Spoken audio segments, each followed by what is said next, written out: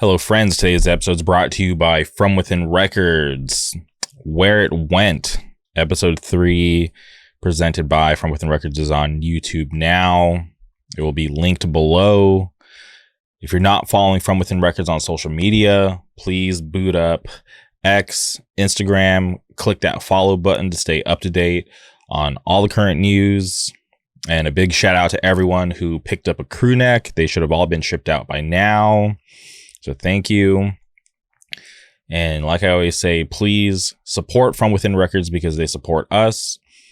If you're looking for high quality merch for your band, for your business, please hit up my friends over at Good Fortune Printing out of Wilkes-Barre, Pennsylvania. You can follow them on Instagram at Good Fortune Printing. If you want to get in contact with them, please email them contact@goodfortuneprinting.com. You can thank me later. On today's episode, we had to track down our good friend Devan, sings for a band called No Way Out.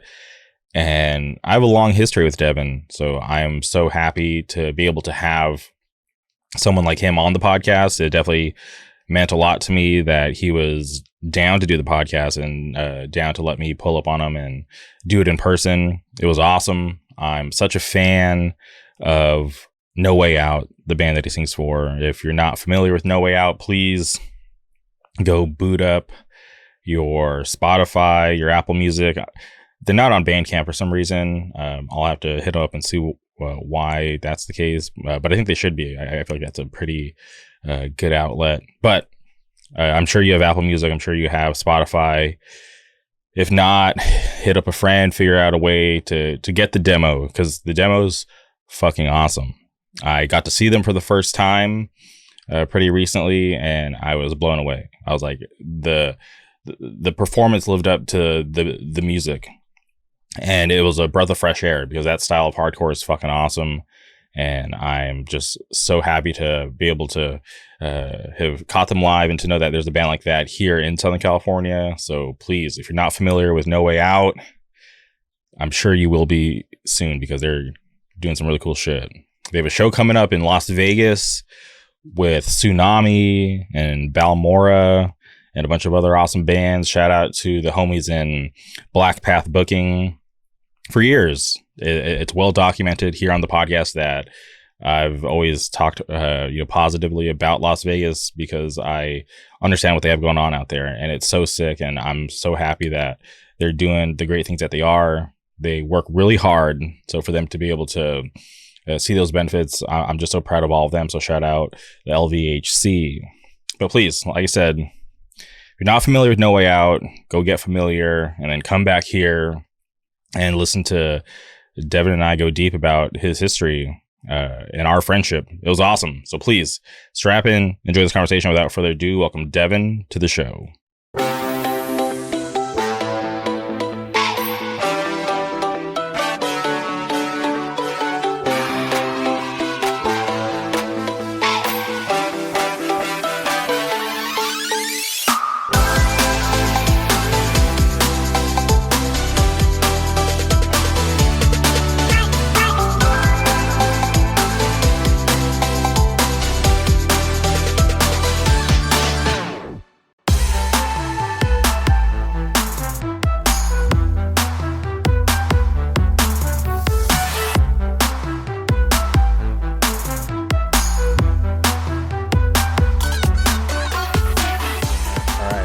Recording.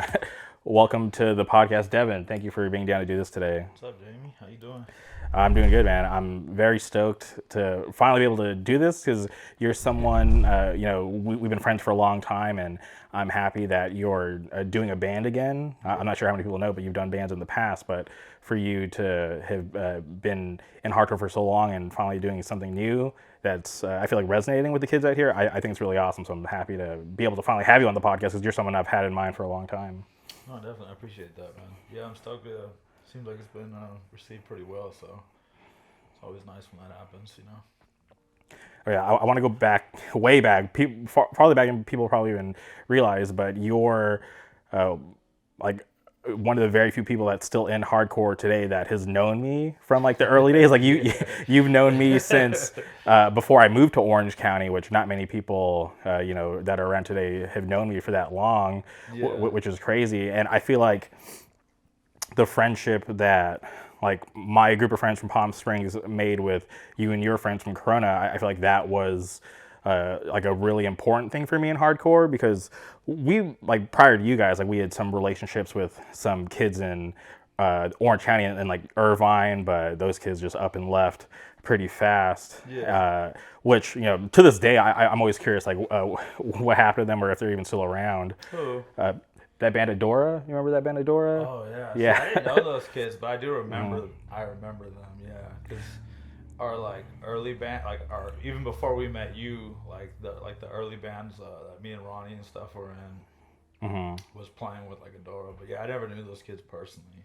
Yeah, like we had a lot of love for them because there was this guy named Patrick Blake, and I don't know how, but he did this crazy show, and he brought like Adora, One Mark, One Mission, Death Star, like this crazy show to the desert, and we always made sure to have Adora on it just because they were so cool to us whenever we would, roll out to, these like church shows in Irvine to, support them. They would come out and support us, and then I don't know what happened. They just disappeared.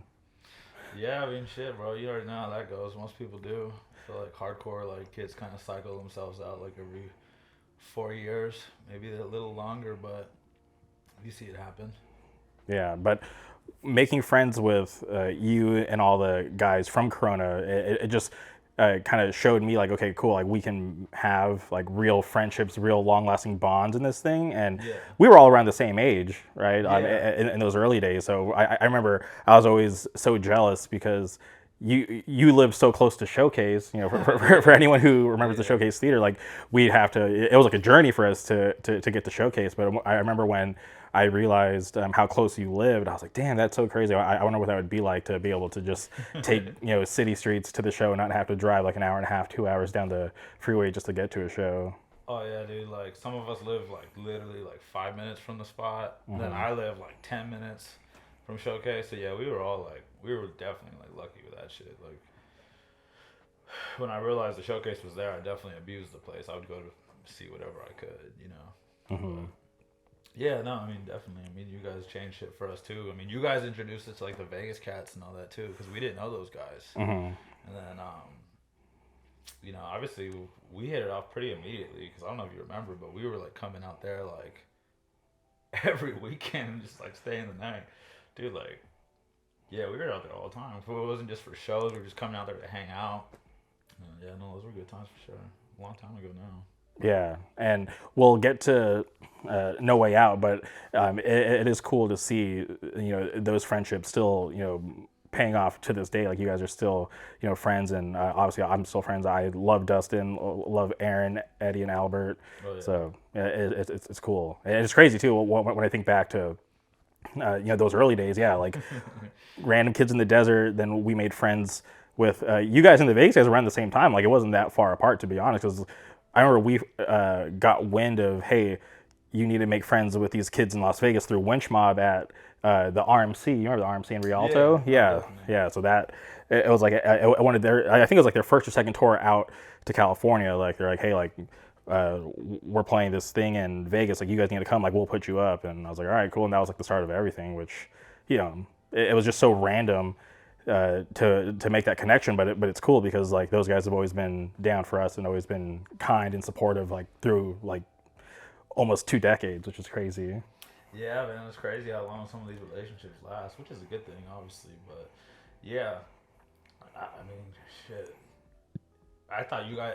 Honestly, I didn't realize that you had just met those guys. Like, not just, but I thought you guys had known each other for like a bit longer. But I mean, it just goes to show like.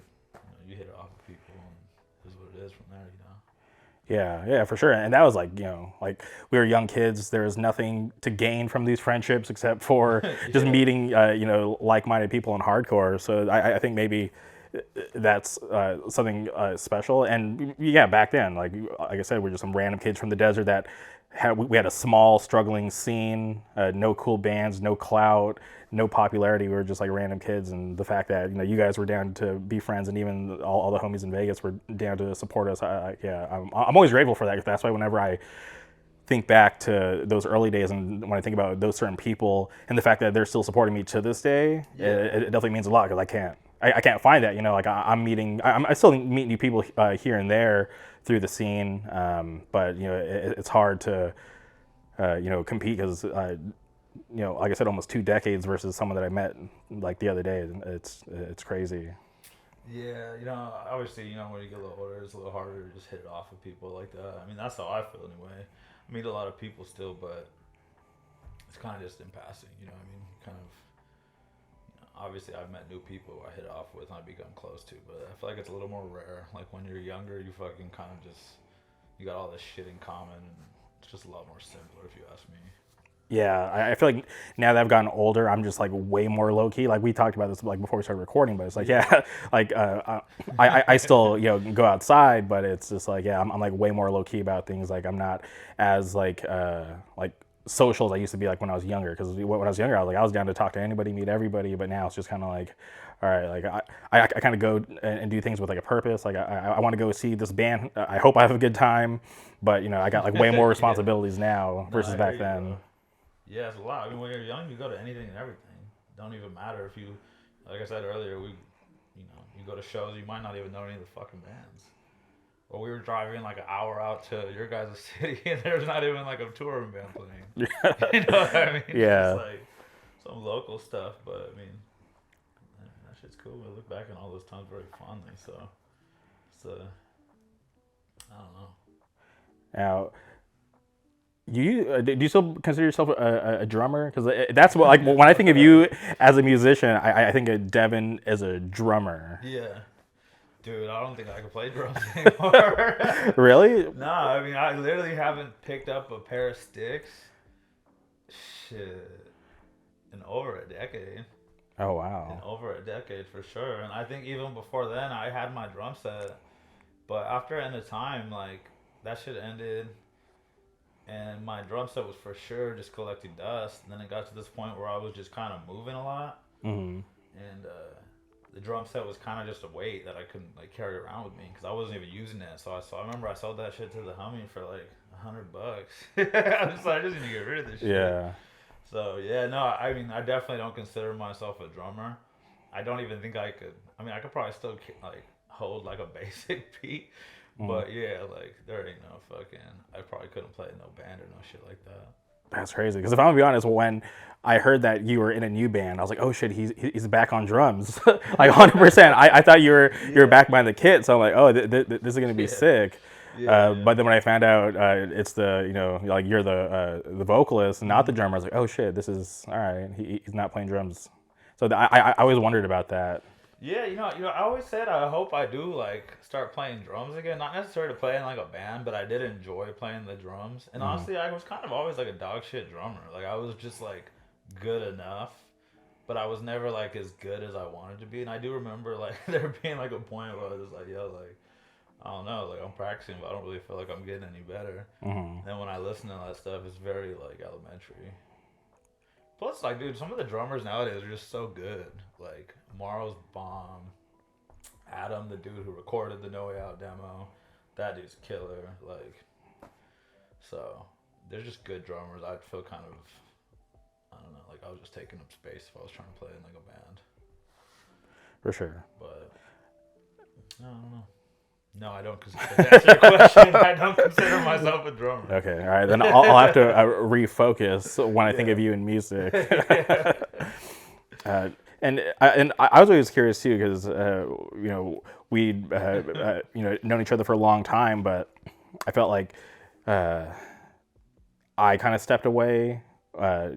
Just shit happens, life happens.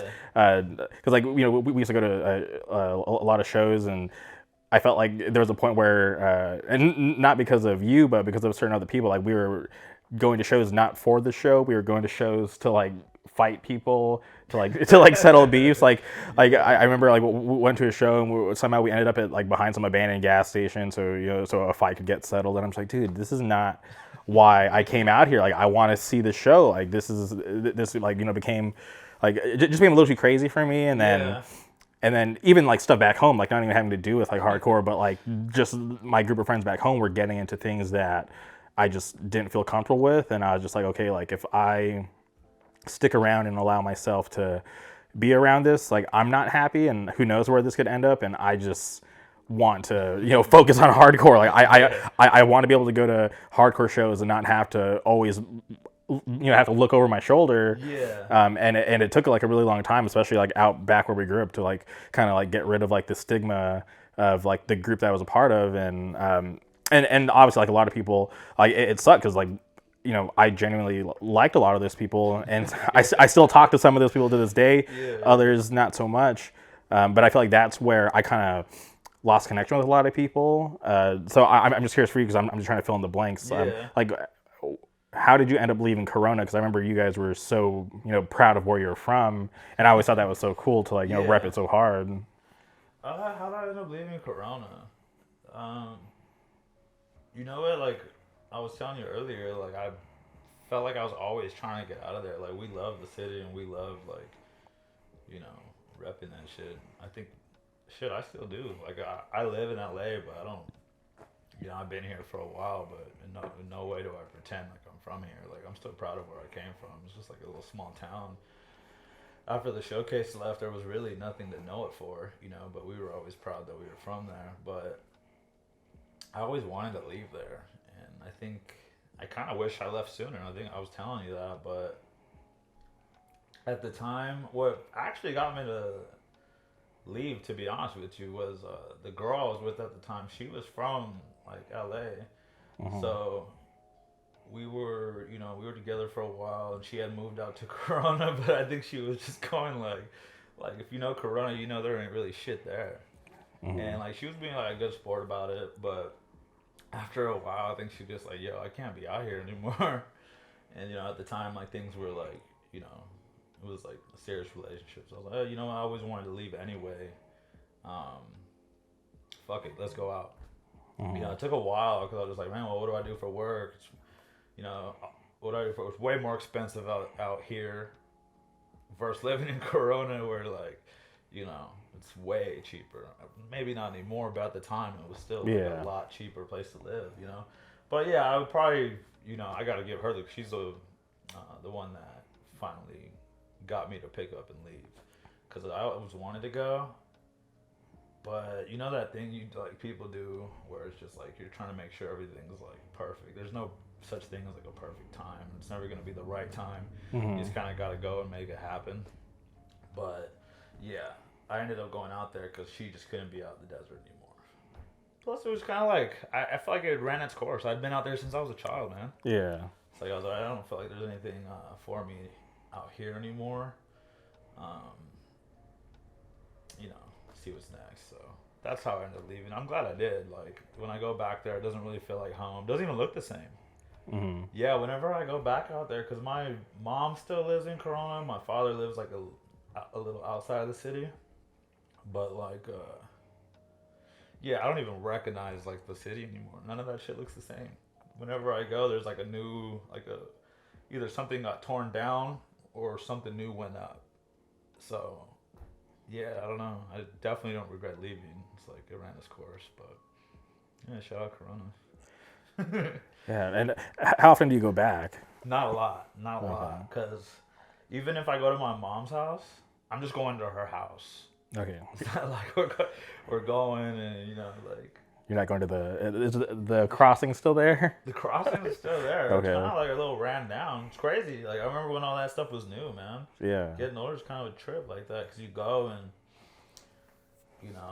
that place, like it's weird. Like they don't even like turn like the fountain on. I know it's like a weird thing to say, but it just kind of looks ran down. And I remember when it just opened, and it was kind of like all like the younger kids hung out there. Maybe they still do. Fuck, dude. I'm like way older now, so I'm in like a high school kid looking for to hang out at the movies on a Friday night. But the last I was there, even before I moved, it was like ran down. Like that Corona is like a strange place, because I think they really tried to like make it pop, but last I went to the crossings, they couldn't even hold like stores. Like everything was shut down. Like a lot of that shopping center was vacant. So yeah, there ain't a lot, but they're building all around it. It trips me out. There's all kinds of like new food out there, but yeah, I don't know. I don't really have nothing to do there no more. So yeah, if I go to my mom's, it's probably like once a month. But I'm just pulling up to her house. We're eating. Maybe we go to a restaurant or some shit. But I ain't over there kicking it like kicking it with the homies and shit. The homies don't even live there no more. That's crazy, and I'm so curious about like everyone because like there's certain people like I still follow Kevin, so I see him pretty frequent on Instagram. Obviously, he's doing his realtor stuff, which is cool. Yeah. But then there's people like who I was always fond of, like Shane. Like whatever happened to Shane? He's on the same shit, bro. A lot of those fools are just on there like some serious grown shit. And obviously everyone, we're all grown, but those fools are. Shane does real estate too. Shane's about to get married. Kevin's in like Shane's doing real estate. Like all those fools like chose like a career path and they're just on that shit. So. Yeah, and no knock on them, but like when I look at like all of you, and it seems like you're the only one that stuck to hardcore. Yeah. And to me that's something that I would have never guessed, just because that's where we all met, and we're all. It was me, or that that they're just not around. Oh, that they're just not around. No, that they're just not around because like that was like our thing when we were younger. So I always like imagine like like the Corona guys are always going to be here. Me too. But then obviously as I moved out here, and as I started going to shows, you were the only one that I was seeing throughout the years, which I always thought was awesome because, like I said, like when I look at you, I'm like, yeah, that's like, the homie from like, way back. So it's cool to see, because even for me, even like the people that I grew up with, like 99% of them don't even go to shows anymore. Yeah. I feel like the only one is probably Andrew, but that's because he plays in a band. I think they're still a band, but outside of that, it's just like nobody else goes, and I feel like they like probably keep up with it, like because they see stuff like from what I post, but like none of them are like actively going out to shows. But I get it, like they have families or whatever. But it always tripped me out that they couldn't find that balance to keep it in their lives when it was like so important to them at one moment.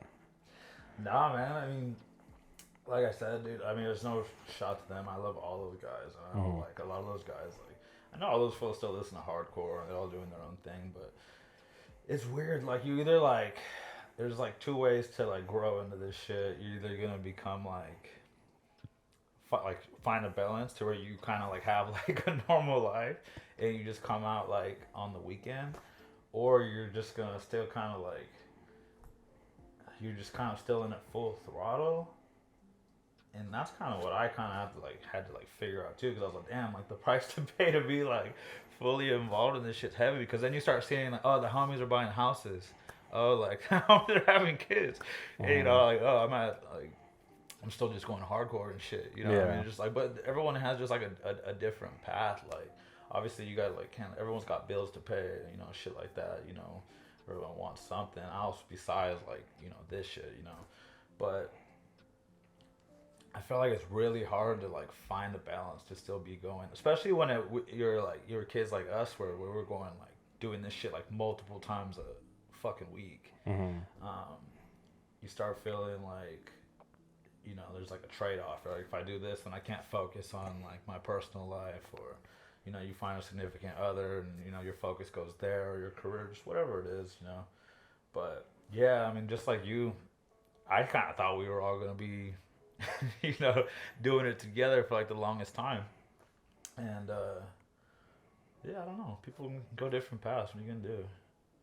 And at any point, did you ever feel, like, jaded when you kind of, like, stopped and, like, took a step back and realized, like, hey, like, all these people that I grew up with, all like the close homies don't go to shows anymore? Did that ever like, ever like maybe like almost like alter your path and scare you away from like hardcore? Yeah, I did feel jaded. I mean, no, shout out to them, man. We're all very open about this shit. Like, and it's not. I was never like jaded, or I was like, fuck these guys.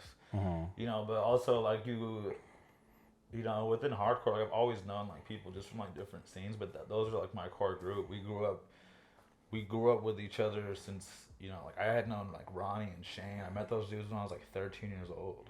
You know what I mean? Like we were like kids coming up together. And then I think you have this like, this idea in your head that like we're all just gonna fucking do this forever.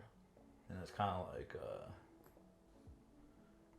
I don't know. It can't go on forever. I mean, not everybody. People, like I said, once going back to people go, you know, their separate paths. You know, that happens. But yeah, you know, I was definitely jaded. I didn't know. I felt kind of lost when that happened, because I was like, yeah, I know other people, but those aren't like, that's not like my tribe. You know, I mean, these are like my people these are like the people who know me. Because as much as you know people in hardcore, like you don't really know them. You're having like a lot of conversation in passing. Like some of us will get to know each other like on like a deeper level.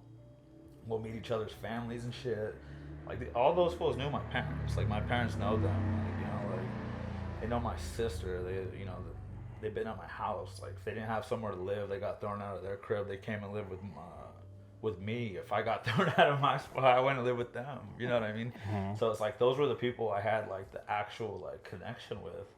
So after like a lot of those like dudes like faded out, yeah, I was like, damn, well, what the fuck do I do?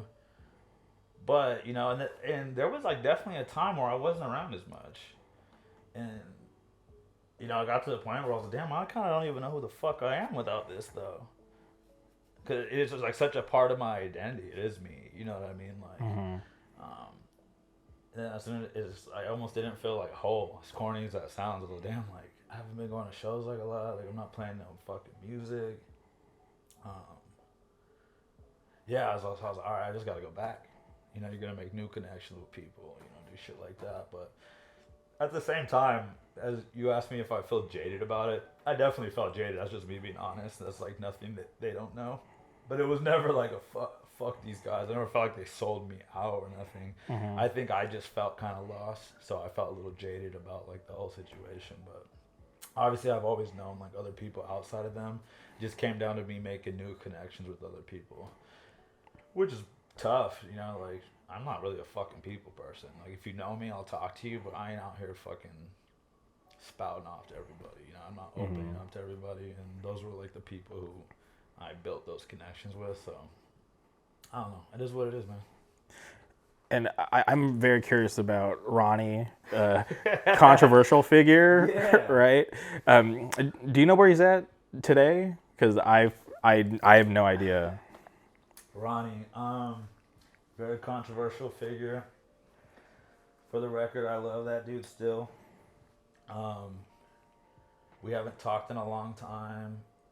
I'm not sure where he's at, but I know he was, I think he was in jail last I heard. Oh, wow. So yeah, he ran into a little trouble, man. Definitely trouble dude, but I got a lot of love for the dude still. Yeah, he played in Soul Surge. Soul Surge. Which a lot of people don't know. Yeah. You gotta give him his flowers. People, will go crazy over Soul Surge, but you gotta, show love to Ronnie. Yeah. I mean, dude, even people, you know what's funny, man, is everyone always tries to act like they didn't fuck with Warhound even. Dude. People were fucking with that early record, bro. Dude, they played Sound and Fury. Yeah. They played Sound and Fury, and I remember that year, Sound and Fury was the Beautiful Ones, Warhound, and, like two younger bands at the time playing early slots on the fest, and crazy reaction. Oh, dude, I remember it being like, they were like a set of the weekend. And I'm not saying like they were like the set, but people fucked with that. But you know what, hardcore is like so fucking like can be lame like that. All it takes is like one person to be like whatever, fuck Warhound, and all of a sudden all these like people who were like all over Warhound's nuts are like, oh, it's not cool to like Warhound no more. I don't fucking like Warhound. Granted, they kind of strayed from that sound, so that's fine if people didn't want to go on that journey with them. But I will say the stuff that they ended up doing, a lot of bands started doing that shit too. And I'm not saying that they inspired those bands, but sometimes people are just doing shit before it's time, and it's all about timing with some of this shit. 100%, yeah. But Ronnie, man, shit, I haven't spoke to him in years, but man, me and that fool got a crazy history, and everyone's got something to say about Ronnie, but I also don't think that people could live the life that Ronnie lived. Ronnie's had like strange life to say the least. Like outside of hardcore, and I don't even think people factor that type of shit in. Which it's not an excuse for like his shortcomings, but yeah, I just don't really feel like people can walk his shoes either, because he did have like, I don't know, man, just like a really like strange upbringing, but he did the best he could. I hope he figures his shit out. I always got love for the kid, but I haven't spoke to him in years. Yeah, I ran into him at Program. This was like years ago, because we had a mutual friend and his band was on tour. And I remember I rolled out to support, and he showed up. He's like, "What are you doing here?" I was like, "Oh, my friend's band's playing it." I'm like, "What are you doing here?" Because like, you know, I hadn't seen him around. He's like, "My friend's band is playing it," and we found out we're talking about the same fucking person. And it was just cool to to chop it up with him, and it seemed like he was doing well. But then, when I'm not super close with someone, like I feel like sometimes the best that I can do is like just kind of peek into their lives through social media. So I kind of saw stuff here and there when he had social media, but then obviously when things go dark, I don't have that personal connection anymore. I don't know what's going on. So I've always been curious. Yeah, dude. As far as like hardcore, I mean, dude, we all just started getting into fucking trouble, man. That's like kind of like where like a lot of us kind of like shit got like a little dark. Fucking, especially after Showcase shut down, it was weird. Like it was kind of like we didn't have that, and this is so long ago, man. But like we would still travel to go to shows, and then like we just all started diving into like bullshit, just random shit, like trying to fill our time, kind of just getting into like random street shit. Fucking drugs come into play. That's like a whole different like type of like dark situation, and that shit, most people can't handle shit like that. It's like it's definitely like makes people like spin out of control.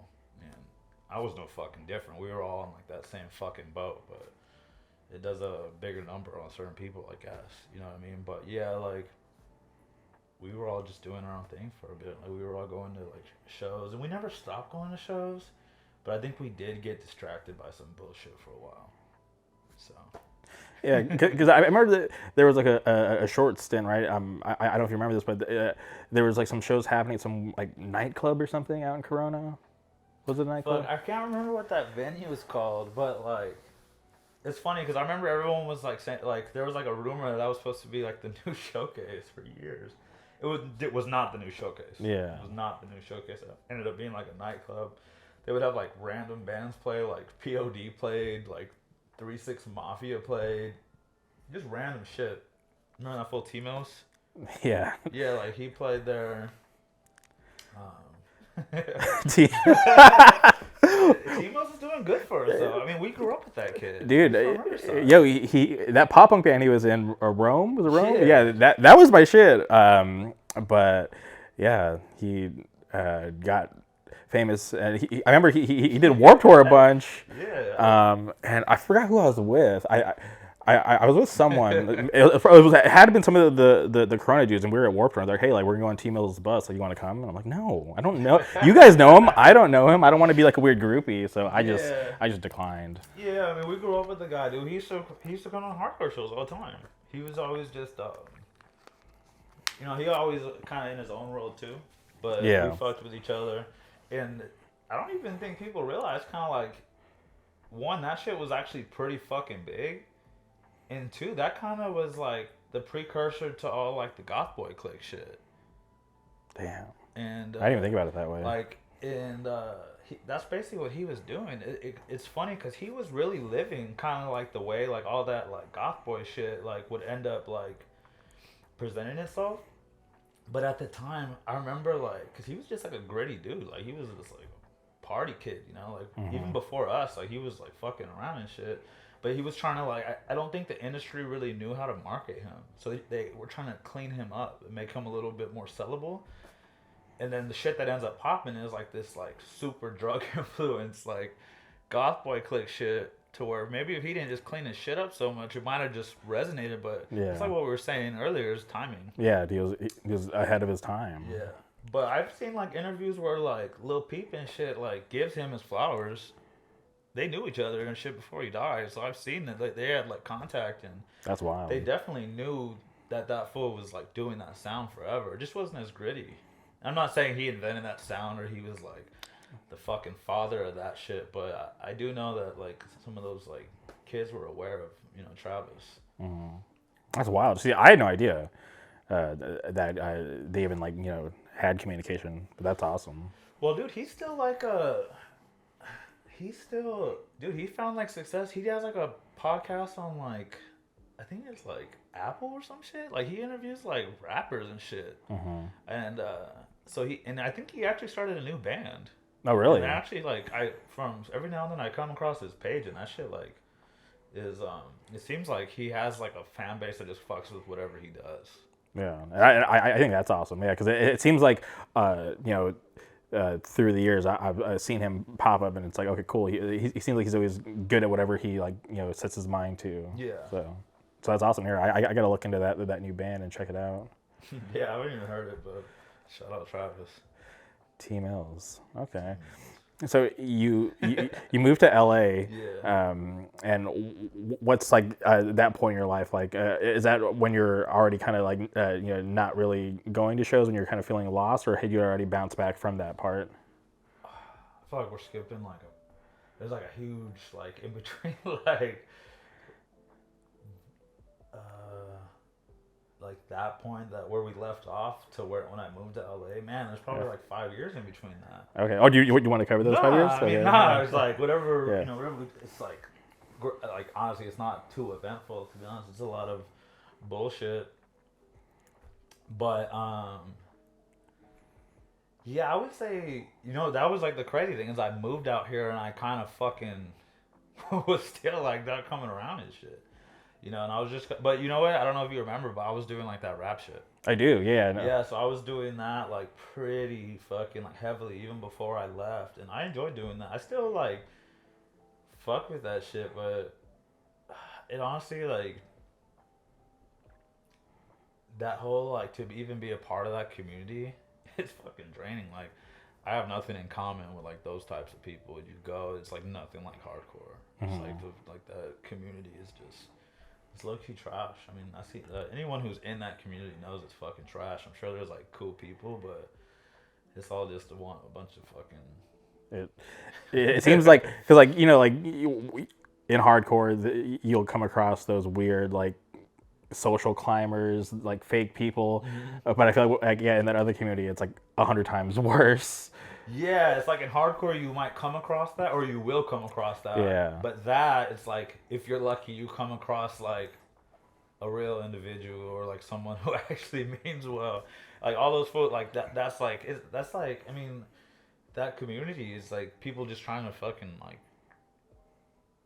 it is just a bunch of ladder climbers. You know, they're trying to like, it's not like hardcore. You start out like a hardcore band. But you're not like, oh, I'm gonna get rich. You know, when you're like hanging out with like fools that are trying to do rap, like they wanna like get on. It's like that's like the purpose of it. Like I'm sure there's some fools that are just doing that shit for the love, but most people that are like, especially like that type of community, like those fools are trying to get on. You know what I mean? They're trying to like, they're searching for fame. It's not like they're like, you know, that substance isn't there. You know, there's definitely like there's a bunch of fucking fools that think they're famous because their Instagram has like a, you know, however many fucking followers. They're doing whatever they're doing, and yeah, I mean, I'd be lying if I said I didn't meet like a few cool people, but man, a few. I couldn't count. I don't need I don't need one hand to count the people that I met that were like actually like sincere people, you know. But anyway, yeah, I was doing that. And that was fun. I still like doing that. I like making like different type of like music in general, and I'll probably like always do that. I'm just kind of taking a break from it right now. But yeah, I guess with what you're asking, like, yeah, I guess I was still fucking a little fucking lost to say the fucking least. But I was just going through other shit too at the same time. Like I was just trying to figure out like myself, I guess. Maybe that is where it stems from, because everyone started fading out, you know.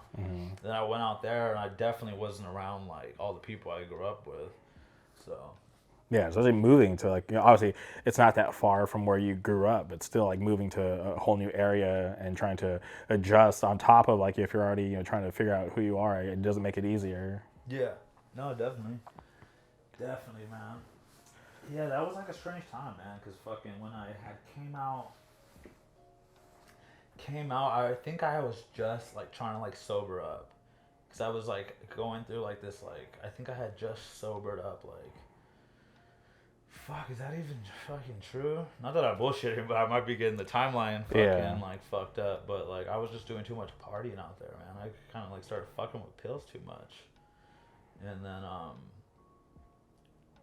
I think I had like calmed down, but like that shit just did a number on me in general. So then when I came out here, I was just fucking kind of on some like isolation shit. Like I was with like my girl at the time, but like I didn't really want to do much. I was kind of just turned off by everything at the time for whatever fucking reason. That's crazy. Cause I didn't even know the thing about the pills. Oh, dude, that shit did a number on me.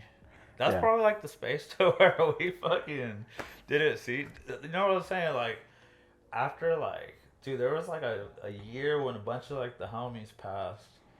And then, dog, like, that shit kind of, like, fucked up, like, our circle, like, it did a number on, like, the Corona homies, for sure, because, like, all of us got into that shit together, and there was kind of, like, no one there to, like, be like, yo, this is fucked up, because we were all doing it, and it started off like we were just, like, mourning, and then it just lasted, then the next thing you know, it's, like, years into that shit, and it's like, fuck, it's like, damn, this ain't even mourning no more, we're, like, constantly fucking, it's just routine, and I was like, damn, I gotta fucking have it. And then even when I realized, I didn't stop, but no, I was deep in that shit, Jamie, for like years, bro. What made you turn around? Because I feel like it's not easy to stop that habit. I mean, to be fair, dude, I still fucking party, but I would say that I don't have like a habit.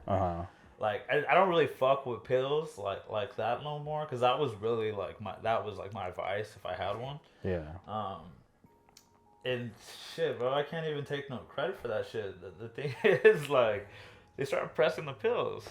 Okay. And, like, when we were taking them, it was just like, all right, don't take too many and, you're not going to fucking die. Yeah. And then the fake pill thing starts happening, and it's like, oh, you take one and it kills you. And, you're always rolling the fucking dice when you're fucking around with drugs like that. But those were, like, odds I didn't like.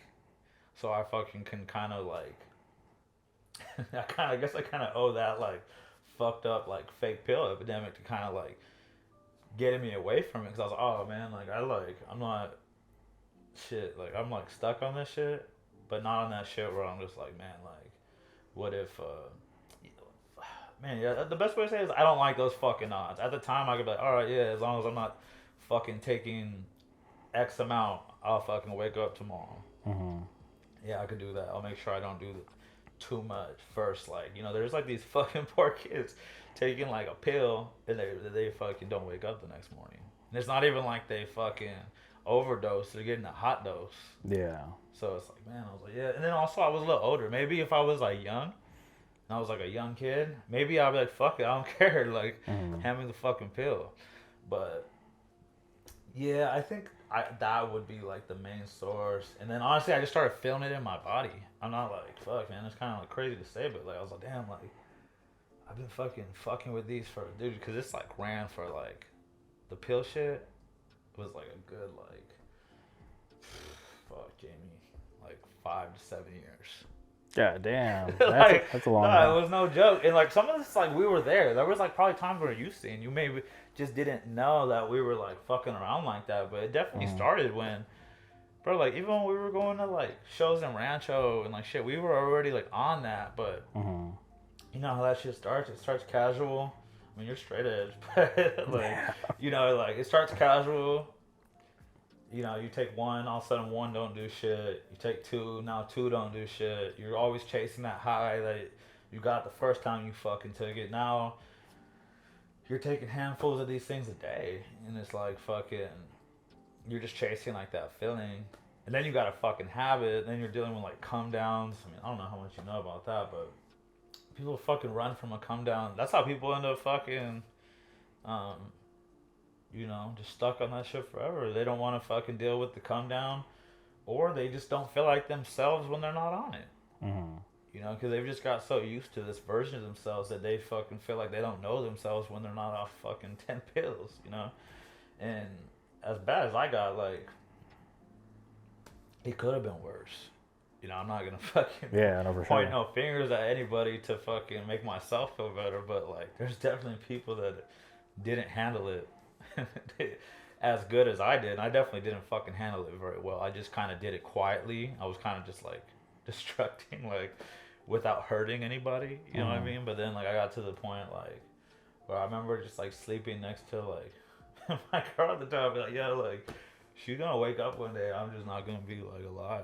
But, because I was just using so much. Yeah. Like, so, yeah, bro, that shit gets dark. That's kind of where I was. Like, honestly, like, I just became, like, a fucking, my priorities were just fucked up. And it was crazy though, cause I'd be working and shit too. It wasn't like, see, like I still like was like a functioning like addict. Yeah. So I was still working like 16-hour days and shit. I was like doing like these long ass shifts, and you know, still like living my life. So that's why I felt like it was like cool. You know, I was like, I'm not homeless. I'm not fucking this. I still, you know, I'm still taking care of business. So that's why it took like a little longer for me to kind of like wake up. But yeah, so when we got to the city. It was basically me coming out of like that, and I'll say since I came to the city, I never went back into that hole like that. Okay. So like I never went back. I do like dabble like every now and then with different shit, but like I never went back to that shit. Like, and I don't think I ever will. It's not really for me anymore. So. Yeah, for sure. And at least no opportunity for you to get sucked back into it either, you know. Definitely. And you say you dabble with other stuff, but is it just as dangerous or? Yeah, dude, if you play with any of that shit, it's fucking dangerous, bro. You know, it's like fucking. And, I mean, I don't know, dude. Like, it's like crazy. It's like all that shit. I mean, I'm not gonna like put like certain shit like on like the same like tier as like weed. You know what I mean? But like, I even see people who are like. Smoke every day and those fools act like addicts. It's fucking crazy. Granted, I know fools that smoke and they're like perfectly fucking functionable. They'll be fucking lifting weights, going to work. Like, you know, these fools are getting it done. But like at the same time, it's like any of this shit could be a vice. It just depends on how you abuse it. But I don't think like it's all just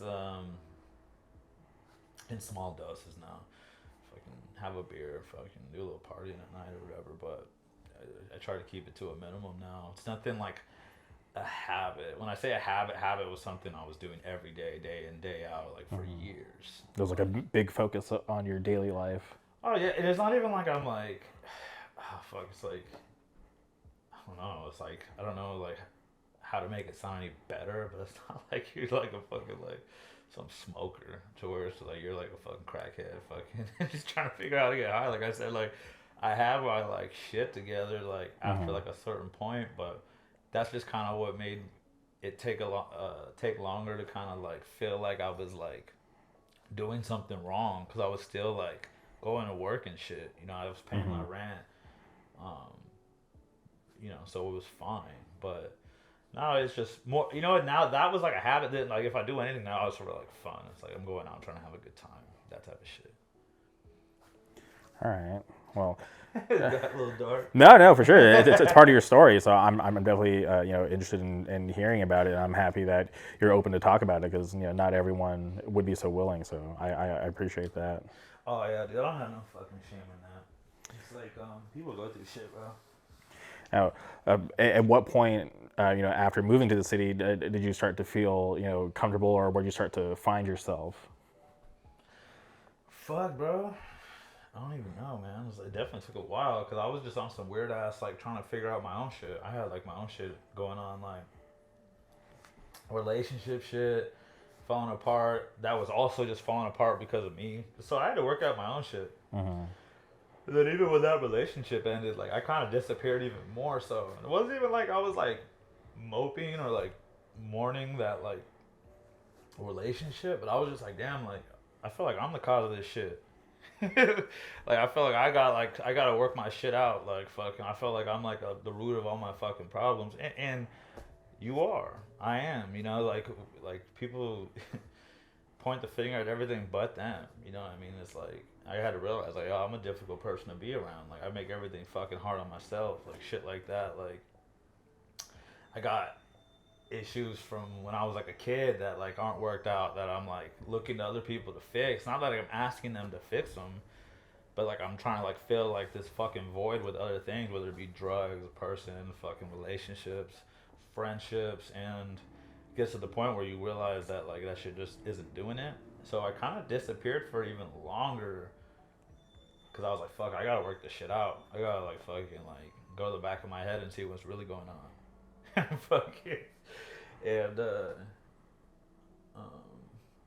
yeah. So honestly, bro, that shit was like, fuck, bro. I'll say it was like a good 3 years to where like I was like going to shows still, but it'd be like you go from going to like 3-4 shows like a month to now you're going to like 4 shows like a year. But then I was like going, I was like, man, because after doing all that shit, I didn't even really know how to like fucking like function without being like on some type of substance. That shit's still like weird to me. But then I just kind of had to like realize that I'm just kind of like awkward as fool. Like I'm gonna go and I'm kind of quiet. You know, I'm like that makes people feel uncomfortable. It is what it is. But if I don't got shit to say, I'm not gonna fucking. You know, I'm just not gonna say shit. I'm not gonna be over here talking to make someone feel comfortable. You know. So, you know, you go to fucking.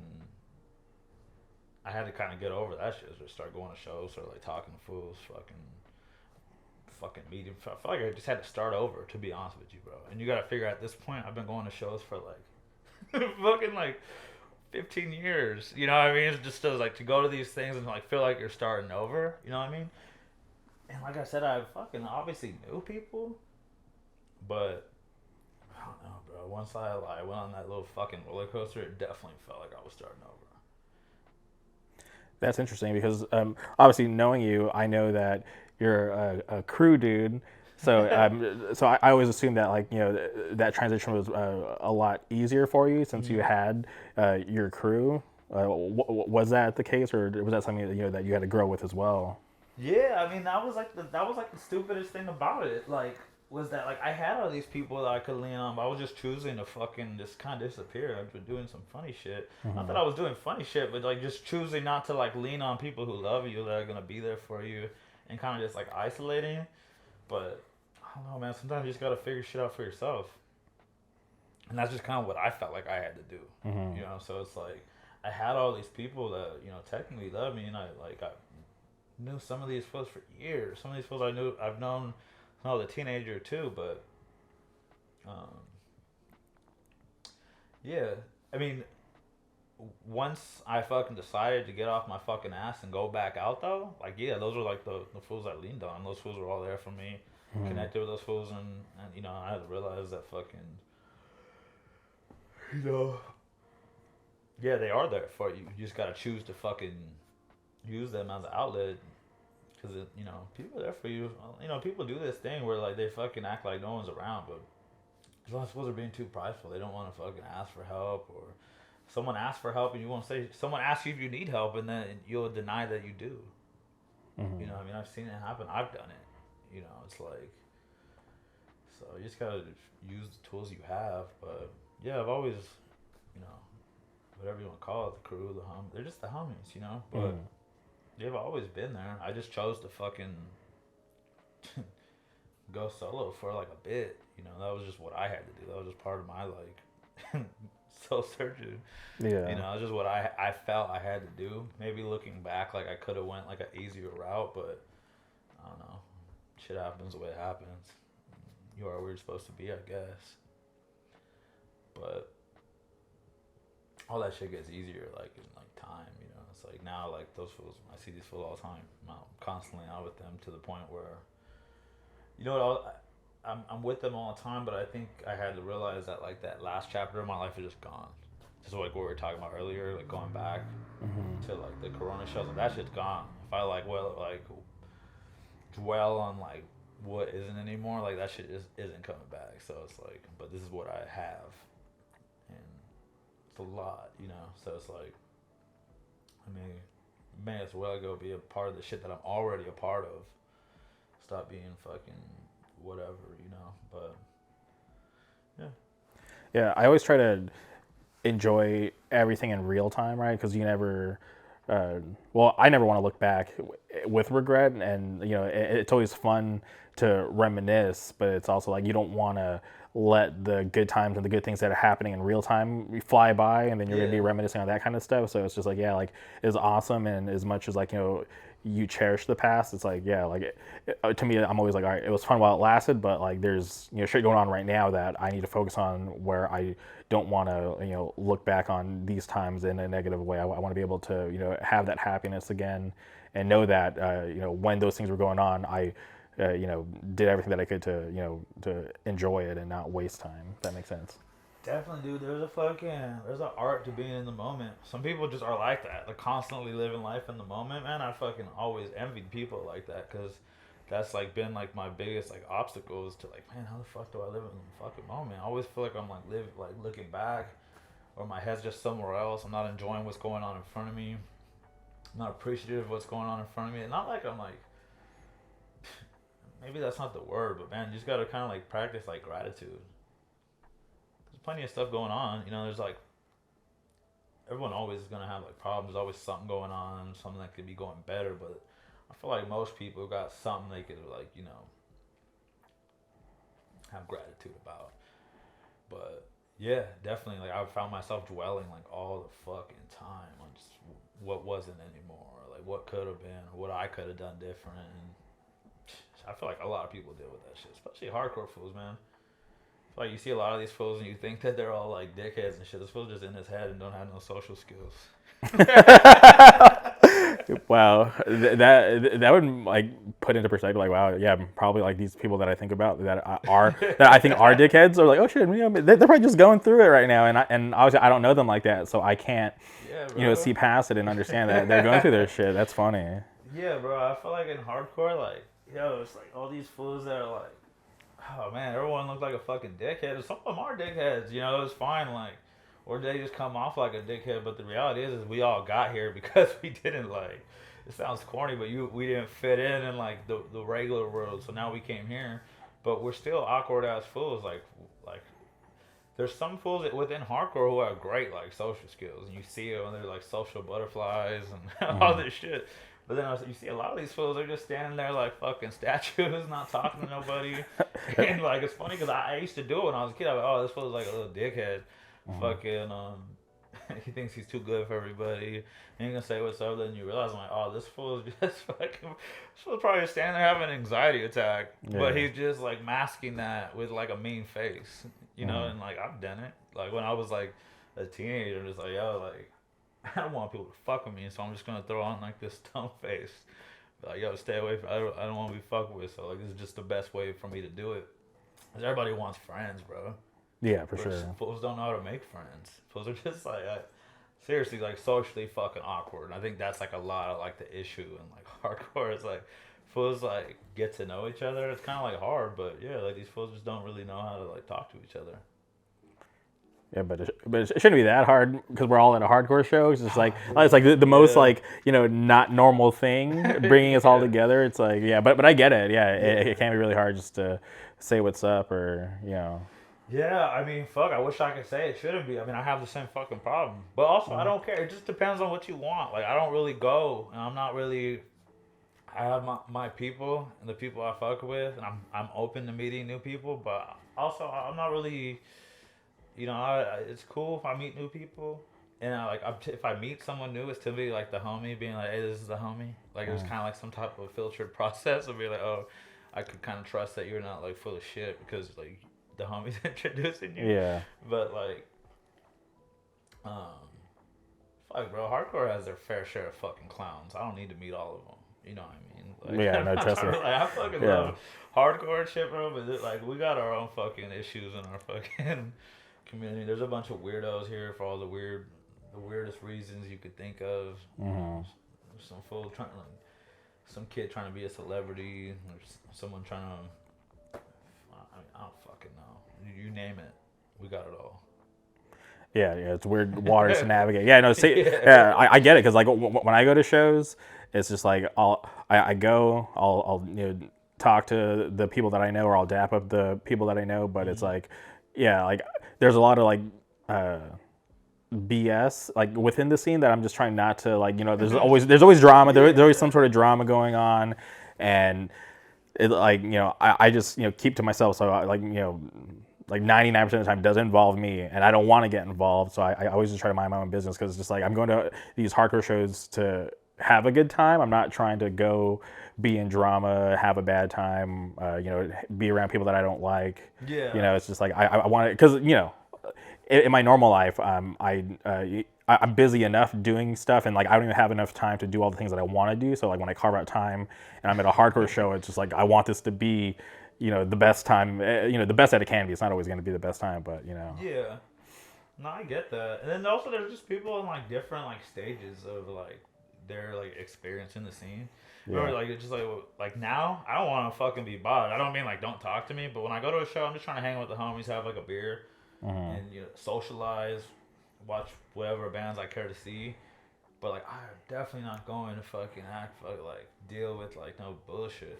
It's like what we were talking about earlier, how it got to the point where it seemed like we weren't even going for the shows no more. Yeah. We were just going. And honestly, like, I was definitely on that type of time where just, like, the cherry on top of it, like, the show would be if we got to fight somebody, which is, like, we're just young kids trying to, like, let out some steam. You get a little older and you realize that's not necessary. You know what I mean? You just fucking whatever it is, but... Also, I have young homies that are going and they're trying to have their moment with that. And I never want to be that old head that's like, fucking, looking down on them because it's just like, these folks are just angry. They haven't figured it out yet. Yeah. You know what I mean? I remember going to shows and being angry and fucking just wanting to go to the fucking, go to the show with the homies. I don't know that we were just going like, aiming fucking... for people like that, but we were definitely looking for an opportunity to prove our love to each other and our allegiance to like each other as homies. You know what I mean? It was just like we took it to like a really offensive for someone to even fuck with like someone from like our friend group. Whatever the reason, but back to the point is there's some kid that. He's having his moment like that right now. So, like, as much as I'm just there to kick it, there's some kid who wants to go and just act like a fucking dickhead. But that's his moment. And, like, I don't really think he's being, like, I don't know if he's wrong for it or not. That's on him. You know what I mean? Yeah. I feel like in those certain situations, I just like to, like, let it sort itself out, right? Because it's hardcore. Like it's not all going to be sweet and nice. Shit happens, and there are a lot of angry people within hardcore, and it's just like, hey, I always tell people if you don't want to get hit in the pit, don't go in or don't stand on the side. Those are two places where you're definitely at high risk of getting hit or hurt, and I always get confused when people get upset about it. I was like, dude. We're at a hardcore show. You know what you're getting yourself into. Like it's no secret you're seeing, all these people swinging their fists and throwing spin kicks. Like it's a possibility. So don't be surprised if you catch a stray or if somebody's just letting out their aggression and you happen to be in their way. Don't take it too personal unless they start fighting you. It's all situational. I think, dude, I don't want to be there no more. Like not that I want to be at shows, but like. I'm like, if I'm at the show, I'm not standing somewhere where like I can get pissed off if someone like whacks me in the fucking head. Because I don't want to get whacked in the head. I'm probably gonna I probably am gonna get pissed off. But like I'm just like, all right, bro. Well, if you don't want to be a part of that, then go stand at the side or like go watch. Just watch from a different space. But I mean, you want to know it too, though, bro. Like not to be on some like Grandpa Simpson shit, but like it's also not like that no more. Fools aren't getting whooped all crazy like every weekend or. Dude, there used to be like multiple fights throughout the show. Like every band you can count on some shit happening. Some of the shit's gonna spill out after the fucking show. It's just always like some nonsense. But I would have to like seriously put some thought into the last time I went to a show and a fight broke out like that. It's not happening like that, and like I guess it's a good thing. cool. You know, I don't really care if these kids want to fucking fight each other. Don't, but they'll learn. They're not gonna have if they do want to like start that shit off. You're gonna start seeing all the venues are gonna close down. You remember that shit, bro? Like, we could not keep a fucking venue. We were ruined. Like, the venues are just getting ruined because just all these fucking knuckleheads showing up and just fucking fighting all the time. Which, shit, you know, at a time and place, like, I was partaking in that type of bullshit, but yeah, and then you start saying, "Oh well, now we don't got nowhere to hang out." You're harming yourself more than, you know, whoever you're trying to fucking put the whooping on. Yeah, you kind of realize that like the fight wasn't worth like, you know, what you lost. Yeah, and if it's absolutely necessary, fucking you know, go take a walk. Fucking, if that's like, if you feel that passionate about it. Mm-hmm. But I mean, that's just all heat of the moment. Like I said, I also can't. I'm not gonna be a hypocrite and be like, oh man, it pissed me off if some kid starts fighting at the show. Mm-hmm. I don't get it, dog. It's like that's just where they're at. This is like where they're at in their experience as far as how they're going to experience hardcore, and he's either gonna grow out of it and you know, start carrying himself a little differently or a little wiser, or I don't know. More than likely, he's just gonna fucking cycle himself out. We were talking about that anyways. It's like, most people don't stick around for that long. No, it's not that long, bro. Like, yeah, it's a trip because even going to the show the other day, like probably like 90% of those kids in that room, I'm like, I've never seen them before. Dude, 95%. Yeah. So yeah, like, it's interesting because, you know, that spot we've been going there for fucking years. You know, like it's been through like what 2 or 3 name changes, but like, you know, it's crazy. Well, it even gets to the point, bro, where it's like there's even like foes that like I remember kind of having problems with. Not like serious problems, but like as like a teenager, maybe we didn't really fuck with each other. Mm-hmm. But now you see them and you're like, what can I say about you? You've been around, like we're fucking like kind of been in this shit. Like I can't do nothing but respect the fact that you're still here too. Mm-hmm. So it's like, you know, on one hand you realize that whatever you like these feels for, it really didn't fucking matter. Then two is just be like, well, fuck. Whatever I thought about you was like, maybe, you know, you're still here. What the fuck can I say about you? It's fucking 20 years down the fight. How crazy is that, bro? I went to my first show when I was 13. Yeah, and it's 20 years ago. Yeah, because when I think about everyone that we knew, right? You know, all the Corona guys, guys from the desert, every man for himself. Mm-hmm. It's just like, you know, for whatever reason, a lot of those people just don't come around. It's just like, you know, obviously some people went through some bullshit, but I don't think it's that hard to stay a part of the community and support. Yeah, in one way or another. I mean, you got to like I said, there's all these like degrees to like how like you're gonna like be involved. There's people that are like fucking lifers, like fucking like Mexi. Mm-hmm. Mexi's at a show like every night of the fucking week, bro. Like, you fucking, like, ask him where he's at. He's at a show, probably. Yeah, and this guy's, you know, obviously playing in bands, you know, and then to even want to go out that much and support it, it's awesome. You know, it's crazy, too. Yeah, then there's, like, someone like that. Then there's, like, someone who was like, I'm going to pop up at a show once a month. Then there's a fool that's going to show up. The only time you're going to see him is at the toy drive. Mm-hmm. And, shit like that. So there's all these like different versions of how you could stay like. There's also like the fool that don't do shit, don't even go to shows, but he's still like buying records and shit. Yeah. You know, like that's just how he like supports. And like I've heard people be like, well, if you don't go, you're not. I'm like, I get what you mean, but like some people like can't, and I don't mean that in a way where it's like they could. You know, I'm not gonna say they can't. Of course they fucking could. If they wanted to, they would.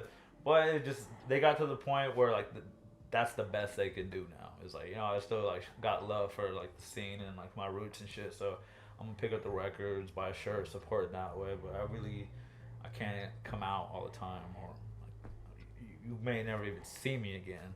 Mm-hmm. I mean, people like that. But, oh, yeah, these fools are all, like, deep into hardcore. But they haven't been to a show in, like, a year or something. But you go to their house, the fucking walls covered with fucking records. These fools, you know. These fools also did their time already. I don't know. Yeah, I'm not the mind where it's like if you don't go to a show, like you're not supporting. It's just like just do anything, repost the flyer, Yeah. just like like if you still got love for it, just like show it. You don't have to like there. I don't feel like there's like a certain criteria that you have to meet to be considered, a part of hardcore. It's like you said, like yeah, people do it, in many different ways, and there's not like these like prerequisites that are like required to get that title.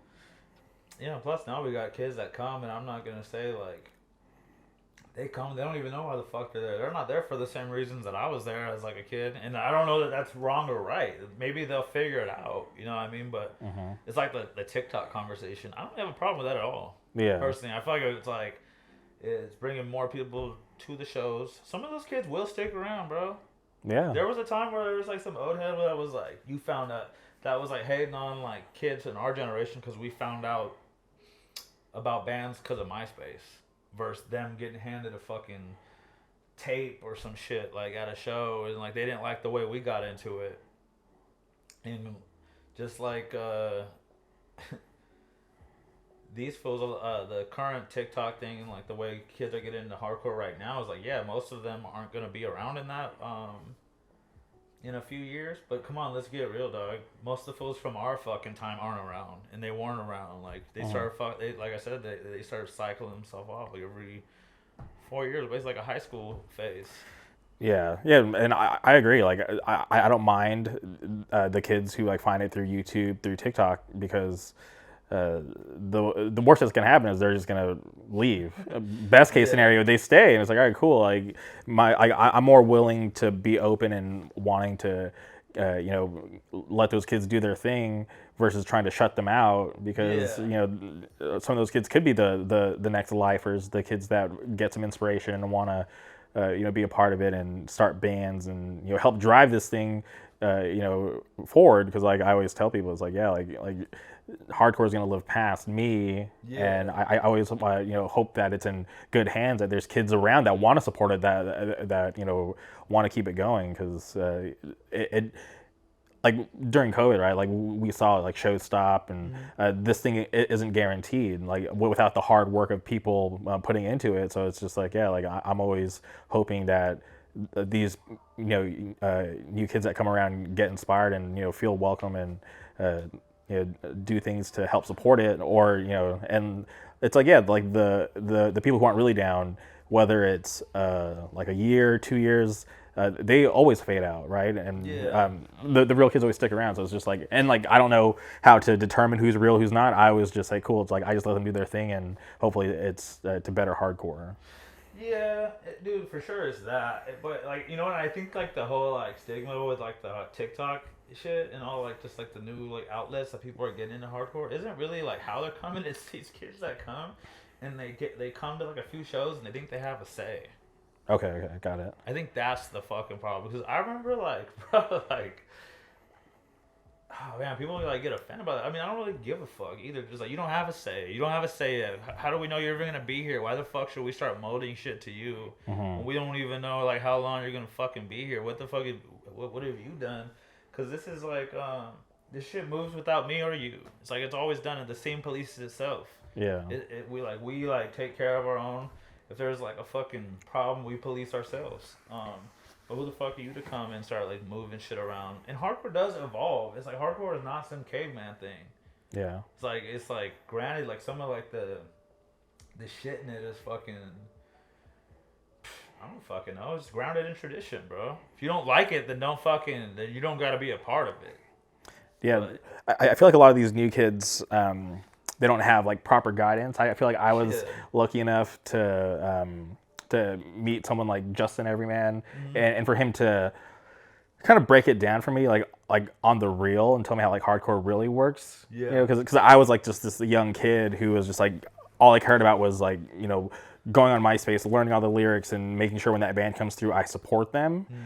But I didn't really know like how like hardcore like really works. I thought going to a show, doing the pile-ons, buying merch, going to Del Taco, and then going home, that was hardcore.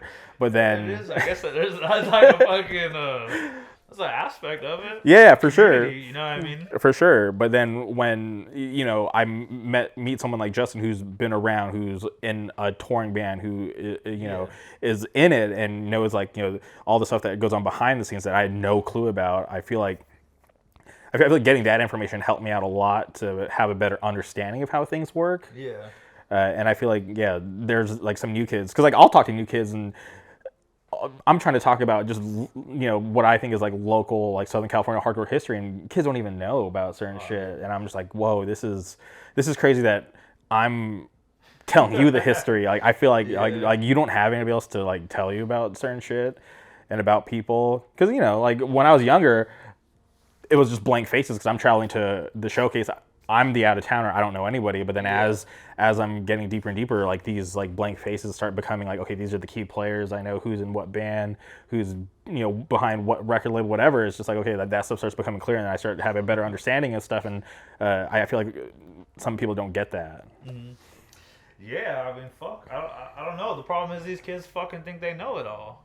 I don't know if they want a fucking guy, if they want a fucking teacher. Mm-hmm. Like I remember being like young and kind of like not like hoping someone was gonna take my hand, but being like, yo, one of these like older fools like fucks with me, that'd be kind of cool. Mm-hmm. I'd be like, not that I was like, I definitely was like there on my own terms. I wasn't trying to like impress nobody, but that wasn't gonna get you nowhere either, because people see through that shit. Yeah. If you go to trying to be like a pick me, like people aren't gonna fuck with you.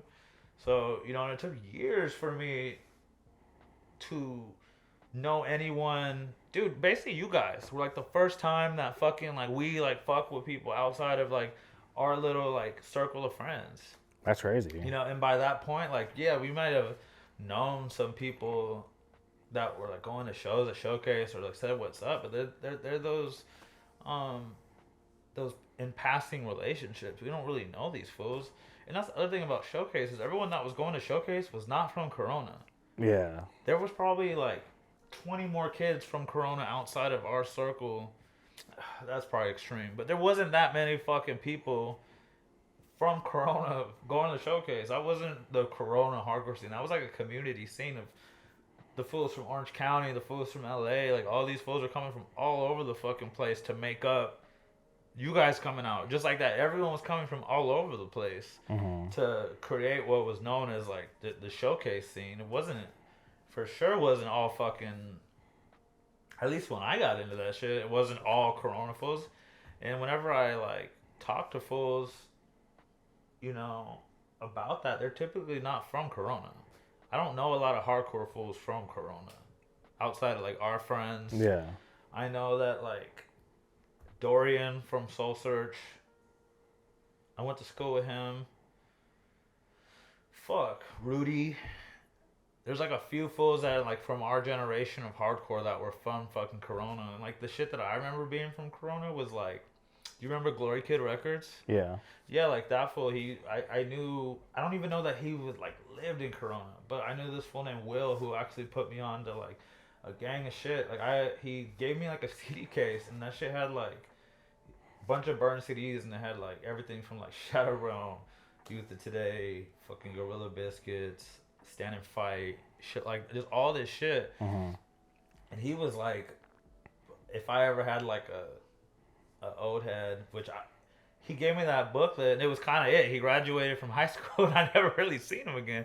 I don't even think he meant to give me the shit. I think that he just graduated, left it at the crib, and we just never seen him again. Yeah. You know what I mean? It was just like that. I don't think he was like, here, little homie, here, like, this is what you need, because it wasn't a conversation like that. You know what I mean? But I mean, I don't fucking know. It's like, as far as like back to like, I just don't think like a lot of these younger kids like want to be told how it is either, because everything gets passed off as you're just old. Yeah, which is strange, because I remember thinking, you remember Randy, Yeah. See, I thought it was sick that there was like an old head like that, and he was going to shows with this kid. And he was booking those fests at at Rialto at the There comes RMC. Fast Randy, right? Yeah. Yeah, so like when I looked at him, I was like, man, that guy's old, but he's throwing shows in his garage. Remember he was doing those garage shows, dude? I was I was like, that's awesome that he's that old to and still be down for hardcore. So now it's like, damn it, like I feel like I'm probably the same age he was back then, and it's like, except he had a fucking 15-year-old. yeah, he had a kid that he was bringing to shows. Yeah. But yeah, but it was always respect for someone to stick around because you always hear about people dropping out and how they're whack or whatever. But when I looked at him to be that old, and it's not even that old, and actually when you think about it, it's like it's not that old because I'm at that age now, and it's just like I don't feel as old as I thought he was back then. He might have been a little older than us. Not by much, but just a little bit. Yeah. But you want to know what's crazy, bro? Is I don't think that there's like, okay, like, now, like, just everyone paints everything as, like, weird. Like, hardcore, I felt like, was, like, it's still tribal, but it was, like, weird, like, bro, like, I was, like, 14, 15, and I had homies that were, like, 21, 22, and older, and I didn't think anything of it. I just thought we were all the same. Obviously, I knew I was younger. Yeah. But now, someone doing something like that, or like some like older fools, like keeping like a younger company, they're gonna be like, oh, that fool's creepy. Yeah. Like, what? You can't make friends your own age. You know what I mean? Like, but it's like. Yeah, I was hopping in the car with these older dudes that I barely even knew. Yeah. And I don't know if that could happen now. I don't think so. Like I have like it's funny like I'm in my 30s, bro, and some of my homies are like early 20s. If fools will be like, he's young. I'm like, that's a grown ass man, bro. Stop acting like this is a fucking little ass kid. Like it's so weird. It's like that is not a little kid. That man is 24 years old. That is not like a kid in like any way. Like I got years on him and some like life experience, but like this is not a child. Yeah. But fools will be like, why? That's like a kid. I'm like, that is not a kid, dog. It's a grown ass man who pays rent and fucking has his own responsibilities. But also like I never felt like that either. You know, when I was going to shows, I never like went and been like, I'm just a kid. Like I never wanted to be treated like I was a fucking kid. No, I always felt just lucky to be a part of hardcore when I was younger. Like like it wasn't like, oh, like I'm this kid, give me special attention. It's like, no, like I'm here for the music, and this is something that like made me feel like I was a part of something. Because when I got into hardcore, I was in high school. I had no friends, and I found Terror, Throwdown, and Straight Edge, and it changed everything. Definitely. So yeah, that's how I felt, bro. Because basically like the way like this is like crazy backtracking, but how it happened for me is I was in the metal first. And I was like, I went to like a few shows, like more like festival, like Ozfest shit. And even when I was in the metal, I knew about like Hatebreed. I love that shit. And, like Sworn Enemy and just all kind of like all that Headbangers Ball generation of like hardcore metalcore bands that were like breaking through when Jamie Josta was like hosting that shit. But also, I kind of knew I didn't have nothing in common with like metalheads. Yeah. I was like, man, I don't dress like this. I don't even want to dress like this. I'm not trying to look all fucking weird and shit. It's not my thing. It's not like I didn't grow up like that. Like, all my fucking cousins and like uncles were like fools and shit. So like, for me to show up like that shit was not happening. And I didn't feel comfortable like that. I've always been into like rap, like my whole life, rap, R&B. I grew up with like different music, so I was never gonna show up looking like I was in like Cradle Filters and shit. So even when I was going to Ozfest, I was like, yo, this is kind of strange. Like these fools are like dirty, long hair, sweaty. Yeah, I go to hardcore. I'm like, oh yeah, I can get up with this. Like this is just like there's like a little like it's like obviously everyone's like outcast still, but it doesn't come with the costume. Obviously, we all, like, there's, like, little hardcore fashions that we have in common. Yeah. Fucking camos and bullshit like that. But, like, it's not like that. Like, you don't got to dress up to be here. And just, like, it was just, like, a whole different thing. And then, yeah, getting into that shit, yeah, it changed my life, too. It's just crazy. Yeah. And you also had to want to be here because it wasn't as welcoming. That's how I remember it. Hardcore? I remember the first dog. I remember going to school, dog. I had ordered like a Hatebreed tee. I was like, oh hell yeah, I'm gonna throw the shit on, fucking throw my flag up. I was like a 13-year-old kid. I was like, I'm gonna fucking let these fools know. I was like all proud, you know. I was like a little kid wanting to fucking let fools know I fuck with Hatebreed and shit. I pulled up to the fucking. You remember that Hatebreed tee that fucking had the guns on it, and on the back it said "Vengeance is born, call for blood." Okay, yeah. It was that tee. I'm walking through. I'm like, cool. There was like these fools I knew. I walked through. I didn't know them, but I knew that they fuck with shit like that. Mm-hmm. I walked by. Those fools threw a slice of pizza at me.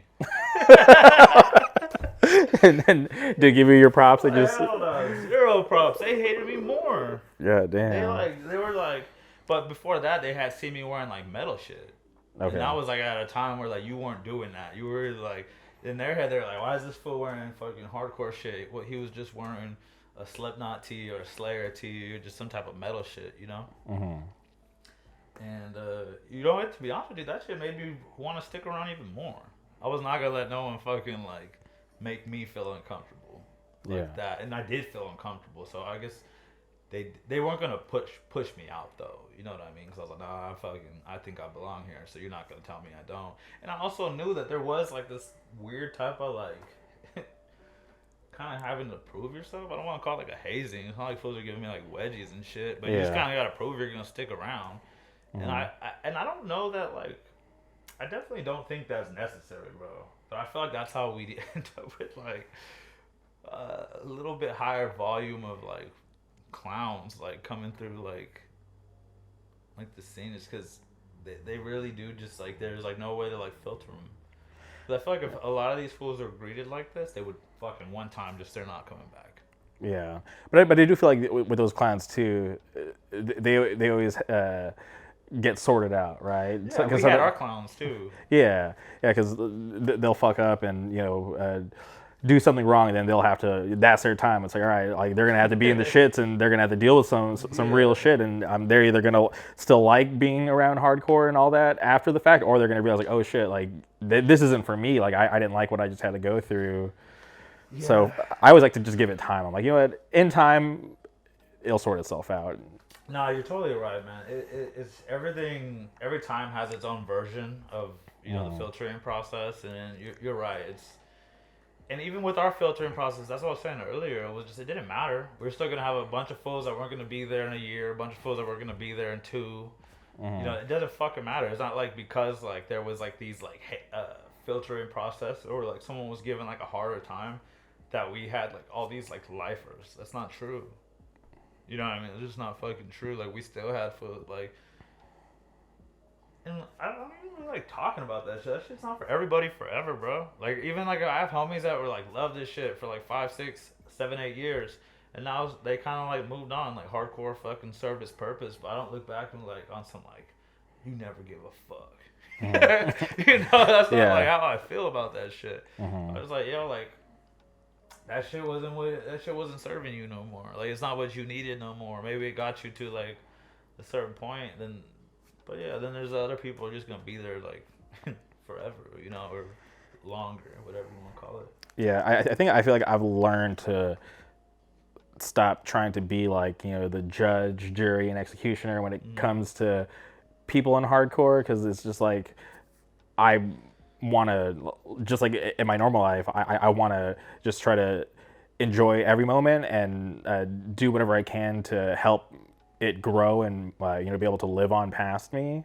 Yeah. And I always just kind of just leave it up to people. It's like, all right, cool. Like if you're secretly just some clout chaser, you're not really here for the right reasons. Like I know like those kinds of people will get exposed one way or another because they always do. Right? Like I feel like we've been around long enough to know that the people who aren't really down for hardcore, for the scene, they always expose themselves at one point or another. So I'm like whether, like I said, it's a year, 4 years, whatever. It's like, all right, cool. Like do your thing, because I know I'll still be here. Yeah. And it's just like I try not to let that bother me as much as it does sometimes. Like I'll see people, I'm like, God, that motherfucker's fake as fuck.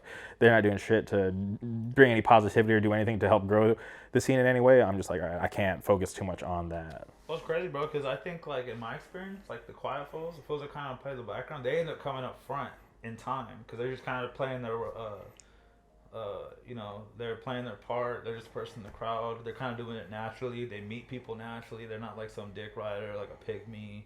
But that fool who's like Mr. Hardcore right now, I promise, that fool's not gonna be around in like 5 years. Yeah. Because as soon as he's not getting the attention, it's not gonna be what he needs anymore. Yeah. You know what I mean? It's like, oh, what the fuck? I'm not the fucking hardcore prom king. Like, I'm not getting that type of attention no more. Fuck.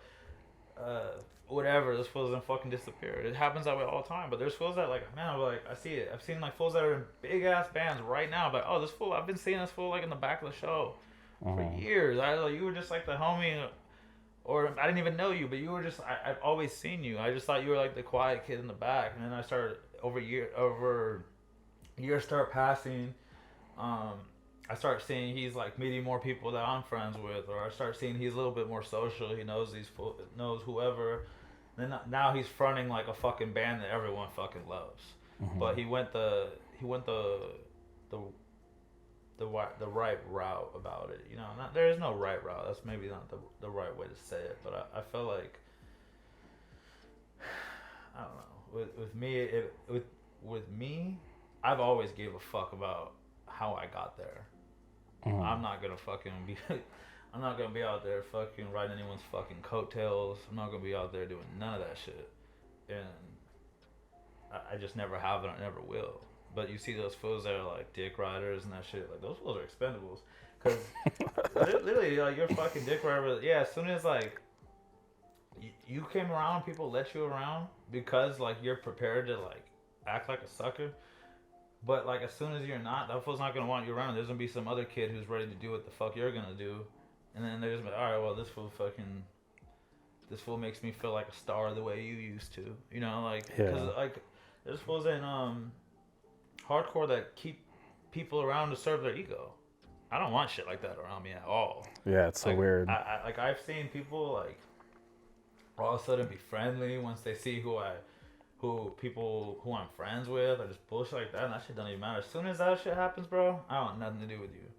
If you should like give me some little half-ass fucking greeting or fucking like this and that, then I see that like you switched your whole shit up once you saw, you know, like the circle that I hang out with. I don't fuck with you at all, bro. I think like you're like a fucking lame. Like you're a fucking ladder climber. You see like people as opportunities. And you just see like you're nice to people based off like how they can serve you and what they can do for you, and I just don't fuck with that like at all. Yeah, it's like those like transactional friendships, you know. Yeah. It's so strange to me because it's just like, you know, when we like kind of break it down, like at the end of the day, we're all just like normal people, you know, no matter what status you might have, what band you're in, what circle you're in, and for people to want to be a part of something like that, I get it. It's just so strange to me because like, wouldn't you want to be friends with people who want to be friends with you? Like, why do you have to try to like convince people or try to weasel your way in any way you can?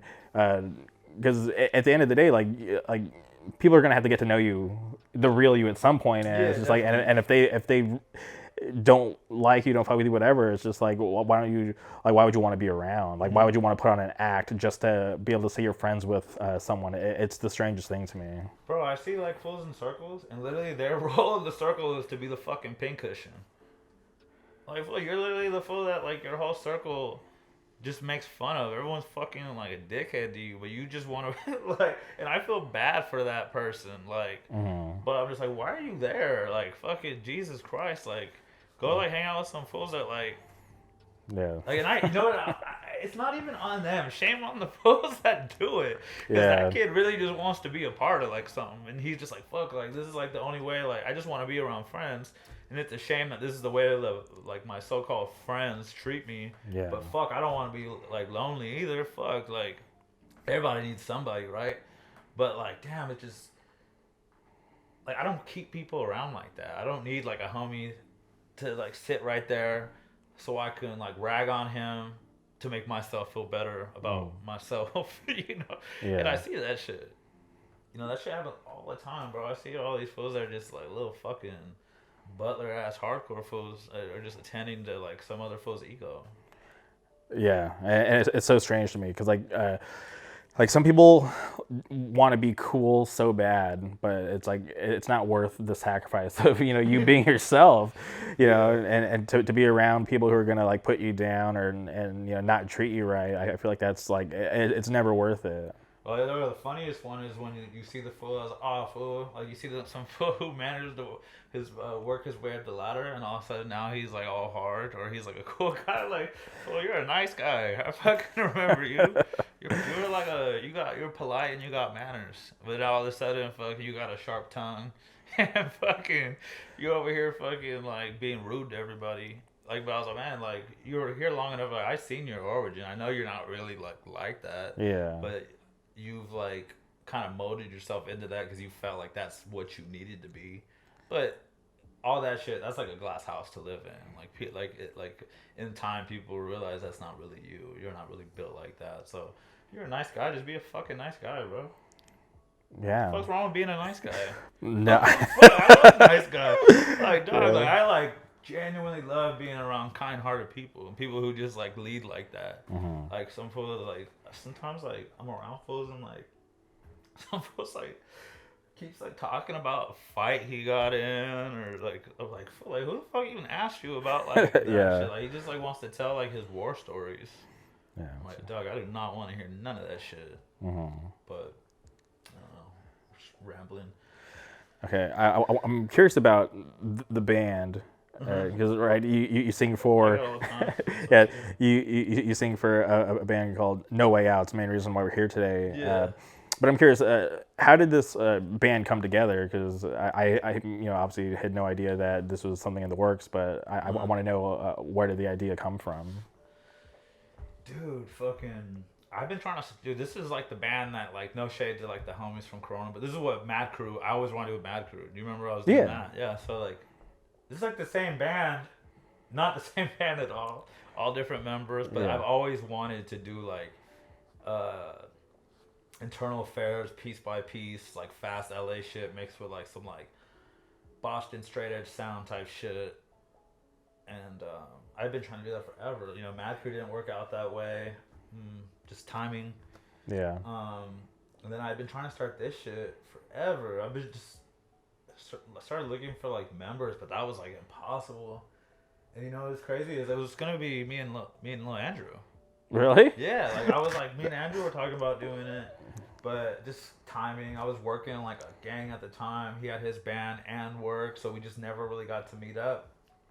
And then I was talking to Adrian, who was just in Twisted Cane at the time. And we were just talking about just, shit. He was asking what I had going on. I was telling him I was trying to start some shit. He was like, what are you trying to do? I was kind of explaining to him the influence I wanted to go for. And he was like, oh, I'm trying to do some shit like that too. And I was like, well, fuck, maybe. But he didn't have like the other members. And then I had like a fucking member too at the time. I think it was still going to be Andrew. Or I was kind of like, Andrew had told me he was down, and I was trying to put the pieces together. Okay. And then be like, hey, Andrew, all right, I figured it out, come jam. But we never even got to that point. Mm-hmm. And then me and Adrian like, fuck it, like we'll do it. And then I had met like the homie Evan, who plays in like Anti. Great band. I'm a huge fan of theirs. Yeah, dude, they're doing cool shit for sure. So he's doing that. Evan's in a bunch of fucking bands. Evan's like low key like sleeper musician, like feels like an actual musician. I feel like that's why you see this fool kind of popping up. He's playing with everybody. Mm-hmm. Like does like a lot of fill-in shit, Section Hate, fucking. He was doing like Law Power at the end, but yeah. So I was talking to Evan. He wanted to do kind of like the same shit. So like, fuck it, let's put it together. And then we were originally gonna have fucking Clem from Pull Your Card. But he had just moved, so like that just made everything all fucking fucked up. Mm-hmm. So the drummer shit kind of like got like in the way for a while. We ended up having Adam from Twisted Cane fucking record the drums, and then Morrow from Anti ended up joining the band. But that's just like the origin of the members. But as far as like the band, I've been wanting to do like a fast hardcore band. That's what I fuck with hardcore wise in general. Like it's always been kind of like my thing. Like I like the heavy shit and when we were younger, I liked the, just like the breakdown shit. That's just fun. But as far as like what I like really like grew to like love, it's always been like faster hardcore shit. So I just wanted to do some shit like that. These fools want to do some shit like that. Also, like the New York hardcore shit, sick. But man, that shit's saturated. All like the heavy hardcore to me, I was like, man, there's like no like actual like fast hardcore right now. There is, but it's not like in the forefront. You know what I mean? Yeah, no, for sure. I It's feel not in like the forefront. yeah, that style's not popular right now. And it was. There's some people that don't even realize that at a time. This was like This is it. fucking it. Like Yeah. for sure. Like even like the heavier shit was kind of looked at with like a little side eye. Yeah, did you think back to those like early Sound and Furies? You know, Yeah. it was majority like 95% of like the faster Yeah. style hardcore bands, and I felt like there used to be like a big separation because like people might not even remember, but back in the day there like used to be like this thing where like. When people would talk about Sound and Fury, there's like this big divide in the hardcore scene where like half like I don't know if it was half, but like a lot of kids didn't even know what Sound and Fury was, didn't want to go to it because like it wasn't the heavier stuff. It was more focused on like the faster stuff. Oh, dude, that's how it's so crazy how there was just like all these divisions even within hardcore. And I guess there's those lines, but I feel like those lines aren't like as apparent now. No, hell no. But no. remember, it was just like you were like a Rivalry Records kid, you were like a Bridge 9 kid, or you were like the kid that was listening to like fucking On a Warpath and shit like that, or just different shit like that. Now like these fests have everything on it. Yeah. But I feel like all the fast shit was kind of living in like the democore world. Yeah. Like that's to me where a lot of it was, and I know like a lot of scenes like there's like little pockets in like the States to where like there's like little scenes where like that's like what they do is like fast hardcore and shit, more like fucking punk based or whatever. But I feel like the stuff that was in like the forefront, like the bigger bands, is all like either just like heavy ass hardcore NY shit or like some like I don't know, like Vane type shit. And I love Vane. Those are all like the homies. I love all that shit. I've always had, but I felt like there wasn't a lot of like faster shit going on. At least not that I could see, and I'm a little older, bro, so like I know what's going on, but as far as like what I see like on like the outer layer of like what hardcore is, like there's not like a lot of it going on, or it's at least not like the favorable fucking sound in hardcore right now, which I thought was kind of strange because hardcore has always had that aspect to it. But I feel like a lot of most shit is like that's popping right now is like metallic. Yeah, no, for sure, and I feel like the flavor that No Way Out brings is nice because there are there's some fast bands, but they might lean more like on like the like punk side. Yeah. But I even heard some kid at the show tell you, he was like, hey, like your guys' band reminds me of like Locking Out type stuff. Yeah, it's cool. I mean, like I get it. Where I didn't want to be all like that wasn't the thing, Yeah. And it wasn't. We were like, dude, well, like I said, like when I first was like getting into like hardcore and like finding out about like LA hardcore, Internal Affairs and Piece by Piece, Donnybrook, that was what was going on. So I was like, oh, LA hardcore has like this like is rooted in fast shit. Like it is there. It's not something where it's just like, oh, that's not LA. You know what I mean? It's like it is there. You know what I mean? So that's like what we were taking. But he is like completely right too. It's like, oh yeah, that's like it is in the vein of that type of shit too. You know what I mean? Yeah. But I'm glad that people hear it.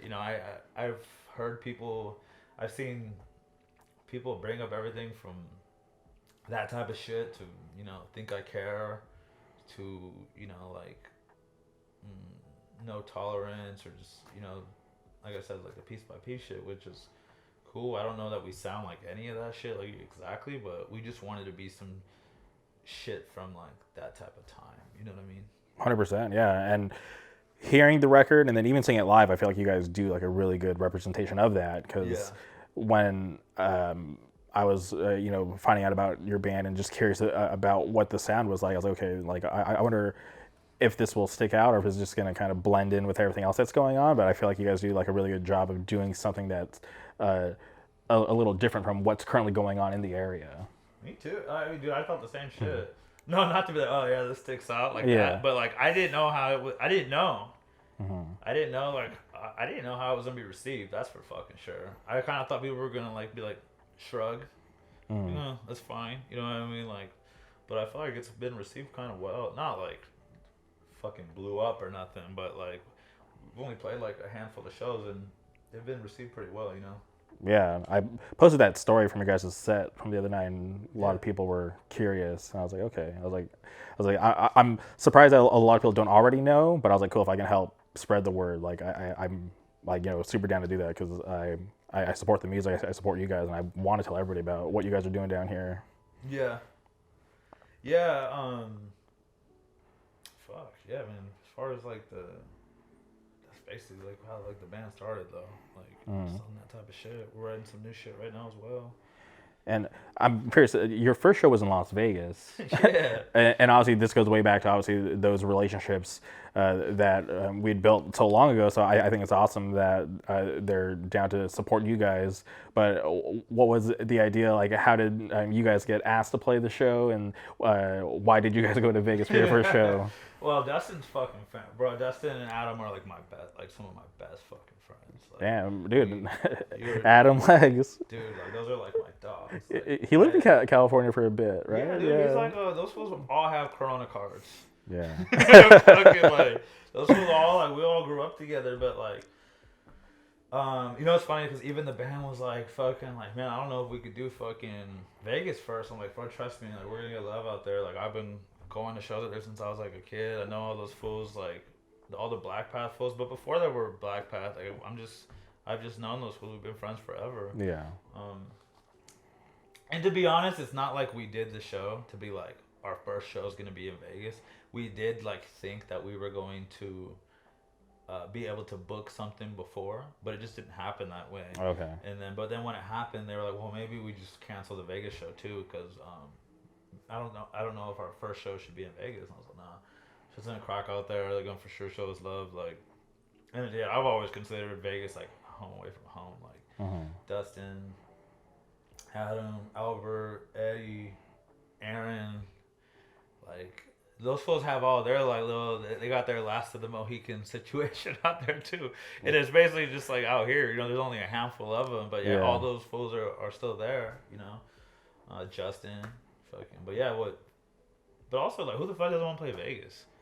Yeah, it's always been, I like, since I first went out there for a show, I've always had the idea like, yeah, like this is fucking cool because obviously the city's awesome, but just the fact that there's like a bunch of like people in the desert that are so down to support something like hardcore, and then there's even kids driving down from like Reno, Utah and shit. So it's just like, I think it's a really cool scene. And I always, try to tell people that, like, dude, those guys out there, Black Path, they know what they're doing. Yeah. So it's like, if you can play Vegas, do it. Have you been there in the last few years? No, I've not. Dude, like, I'm not even saying this because it's the homies. It has to be a top 3 current scene in the States right now, bro. Like, okay. For sure. Like, it's just what's going on there is like definitely like special, like for sure. Especially because I had been there when it was like. The scene had just kind of like died out, and that happens to like all scenes, you know. But their shit was like fucking dead in the dirt. Like that shit was like not cracking, and then like, the Black Path fools like put that shit on their back and really turned that shit up. But like what they got going on now is like crazy. Like you can go to like a local show and all those kids are gonna be moshing. It's like it's not like a bunch of fools with their arms crossed and shit. And I think that's like the cool shit about it. All those like kids are like super eager to fucking just be a part of hardcore. You got like they got their younger bands too, like Chasm's hard.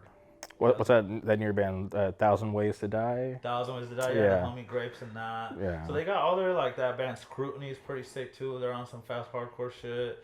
Of course, Roman Candle, those fools are popping off. Yeah, they're everywhere. So yeah, I mean, I think Vegas has definitely a top 3 like scene right now. I like it. I mean, it kind of like, I just think it's cool seeing like a younger scene. Cause honestly, bro, like it's cool to have like older fools, but what the fuck, bro? They're not the ones that's gonna make the show exciting. Like, bro, I'm not the one turning that shit up, and don't rely on me to do it either. Like, for sure. I'm not going in there. Yeah. Like, I'm not gonna make this fucking look cool or fucking like feel cool. You know what I mean? It's like the younger fools are the ones that are gonna set that shit off. And they have a young scene. It's not a bunch of fucking older fools that fucking, you know, they've already kind of like had their moment of being that, you know. Mm-hmm. But yeah, I can't believe you haven't been out there in a minute, bro. You should go you should go to something soon. Well, it's because of work. I always tell, because Dustin's hit me up. He's like, dude, you got to come out. And it's like, I want to come out, but like, you know, you're throwing shows on like a Friday. I work Saturday, you know, but I told him, I was like, because Misericordium was supposed to get back together and play. Yeah, I heard about that. And I was like, I don't care what day of the week. If Misericordium is there, like, I'll go. But until then, like, I need something to line up where I could just go and not have to worry about driving back to work. Because like at my age now, I can't do a day trip and come back and, you know, be functioning. Because like before, like, you know, Joe and I, we would, you know, because Joe was dating some girl out in Vegas, which was weird. We would literally, I would drive to DHS, and then he would drive to Vegas, and then we would drive home. I would drive home, and I'd wake up, go to work the next day, and it was all good. But it's like these days, like the thought of like even going there is like a big deal, because I'm just like, you know, I just can't. It's crazy. You fools are like that, and they were like that. Like I remember Adam would be coming down for some bullshit ass show. It'd be like, fuck. Yeah. Like, I mean, it was like I said, we would just travel to just because we wanted to be hanging out with the homies at like a show and shit. But Yeah. those fools still do turnarounds.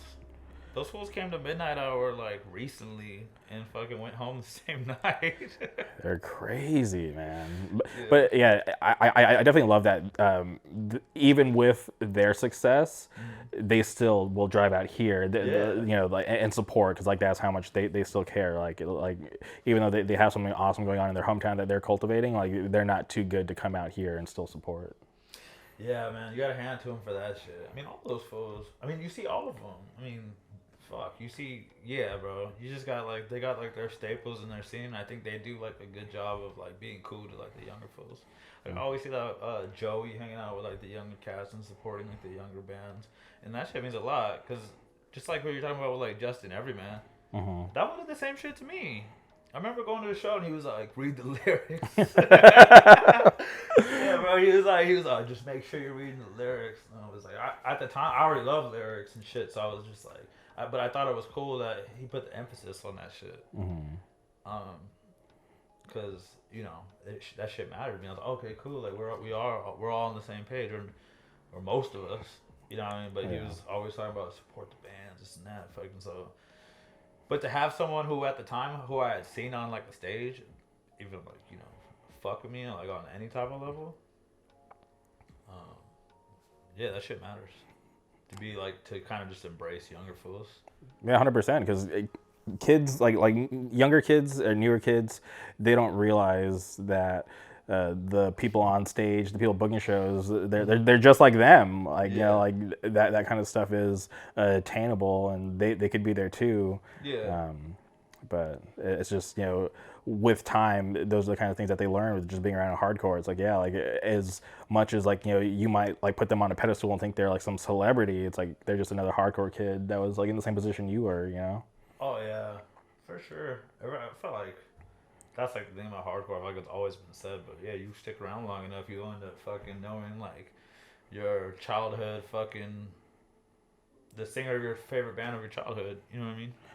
100%, yeah. Like I still trip out because I'll you know, DM Scott Vogel and and he'll respond. It's like, this guy doesn't have to respond to me, but he'll get back to me. He's always very kind. So just like things like that, because like, you know, Terror is like one of the first bands that like, you know, set me off.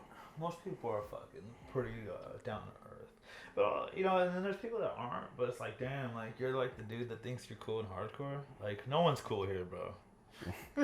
Like obviously, like there are cool individuals. Like people have like, oh, you're an interesting fool. Like, or you know, you have like cool shit about you. But like we're like a fucking subculture of, you know, weirdos. It's like no one's technically fucking cool here. Like no, like don't get so fucking full of yourself for fucking being like known or being whoever the fuck you think you are within like these four walls, because there's only 300 people here. This isn't the fucking Staples Center. You know what I mean? For sure, 100%. It's not like some fucking. And granted, there's bands that definitely are taking it past that. I feel like we're seeing it be done like kind of like bigger than it's ever been done. It can be. I mean, who knows? I mean, we grew up in like the Ozfest era, where like all those hardcore bands were playing like like those big like festival circuits. But I feel like that's coming back right now. So maybe it's never, not that it hasn't been done, but we're definitely in like another run of that. Yeah, those big bands are pretty rare, but they still come around. I remember I was at the BMO Stadium for a K-pop concert, and I'm headed down to like floor level, but I see like this poster for the Blink-182 Turnstile tour, and I'm like looking around. I'm like, these K-pop people don't know what Turnstile is, but to see their name on a poster inside this giant stadium that I'm at for like another concert that's sold out, and there's like thousands of people there. I'm like, this is crazy. Dude, that band's fucking big, man. They deserve it though. Oh, yeah, 100%. Yeah, I mean, seeing them do their thing, cool as fuck. It's cool to see that it could even be taken there, and the fact that it's being taken there by people who like deserve it and who like genuinely like are like hardcore fools that just actually did the time there. No one gives a shit about them. Whenever you see someone talking shit about Turnstile, it's like, all right, bro, you just outed yourself as a weenie, like. Because anyone who knows, you don't even gotta like the music, but you can't fucking like discredit them. So if you're like talking shit on Turnstile, you obviously just ain't been around long enough to know that like at a time they were like your band's favorite band. True, yeah. And they were like the cool poppin' band in hardcore. They were like the fucking. They were just talked about.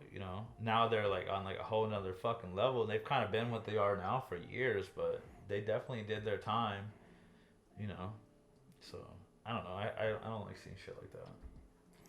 Yeah, it's crazy. It's like people will love you to a certain point, but when you get too big, it's like everybody will start to turn their backs. Yeah, when you don't fit in their back pocket no more. Yeah. All of a sudden, I don't fucking know, bro. What is this?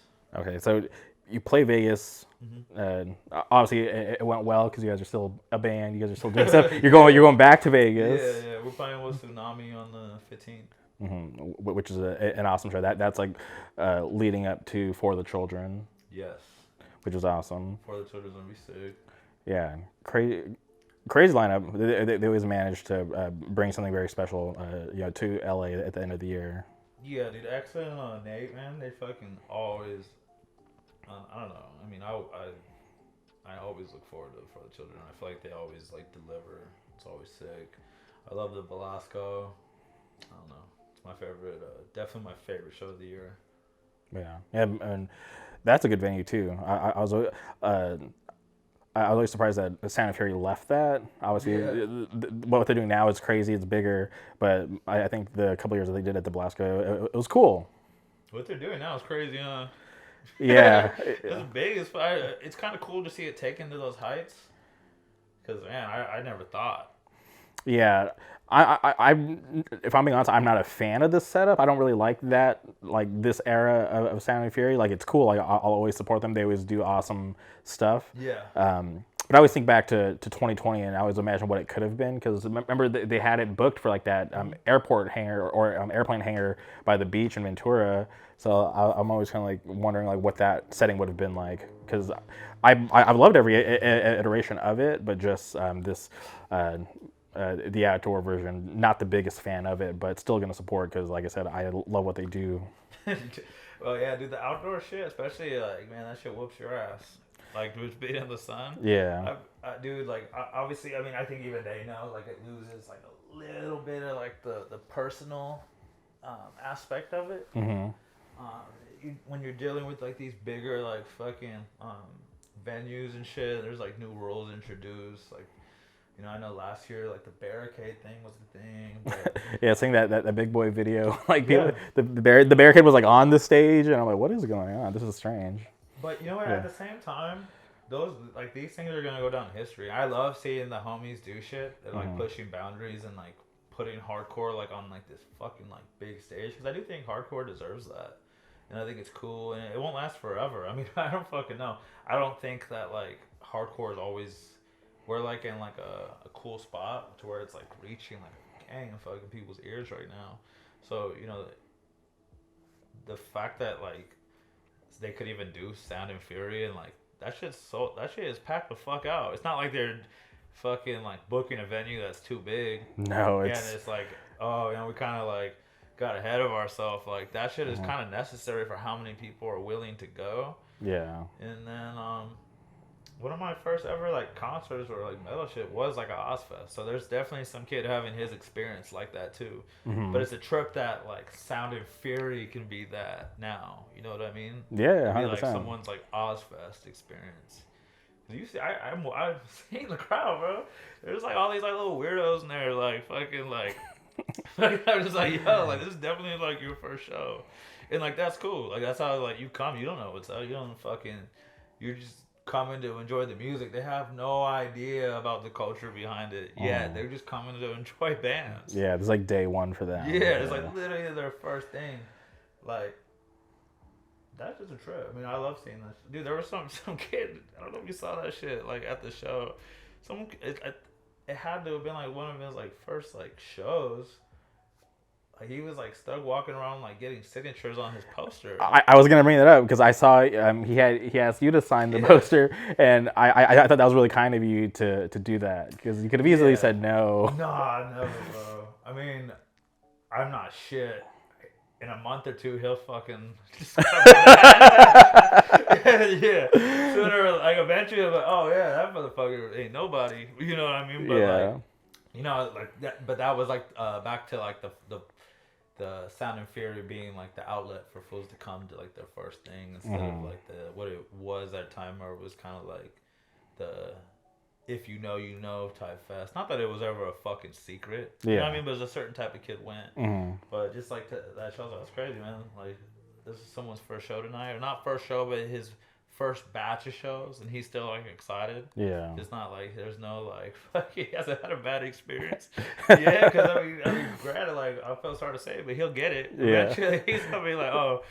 You could have asked someone else. They would be like, "What are you fucking stupid? I ain't giving you no fucking autograph." Yeah. But it ain't that fucking deep, bro. Like I didn't sign it feeling good about myself. Like I didn't fucking like boost my fucking ego. Yeah. I knew I was like, oh man, this kid just has no clue that like shit. But like also like if he wants it, then of course, you know, I'll oblige. Yeah. No, it's interesting. I remember when I was booking shows at Program, this kid walked up and he was by himself. He was like, "Hey, it's my first show," and I was like so surprised. I'm like, okay. I was like, this is like I'm booking the show. I'm like, why did you pick this to be your first show of all shows? And he told me, he's like, well, I live down the street and I shop here just like a normal customer, and I heard that they were throwing punk shows, so I wanted to come check it out. And I was like, all right. I was like, go in there, have fun. If anybody gives you trouble, come let me know, and I'll take care of it. But just, enjoy yourself. Yeah. And at the end of the night, the kid came running out. He was like, dude, I had the best time, blah, blah, blah. And I'm like, all right. I was like, that's awesome. I was like, I hope you keep coming back to more. But, just have fun is what I was just trying to tell him. Like, just enjoy yourself. Don't take it like too serious, Yeah. No. I mean, that's what it's about at the end of the fucking day. But obviously, the deeper you get into it, you're going to run into some of the faults of this shit.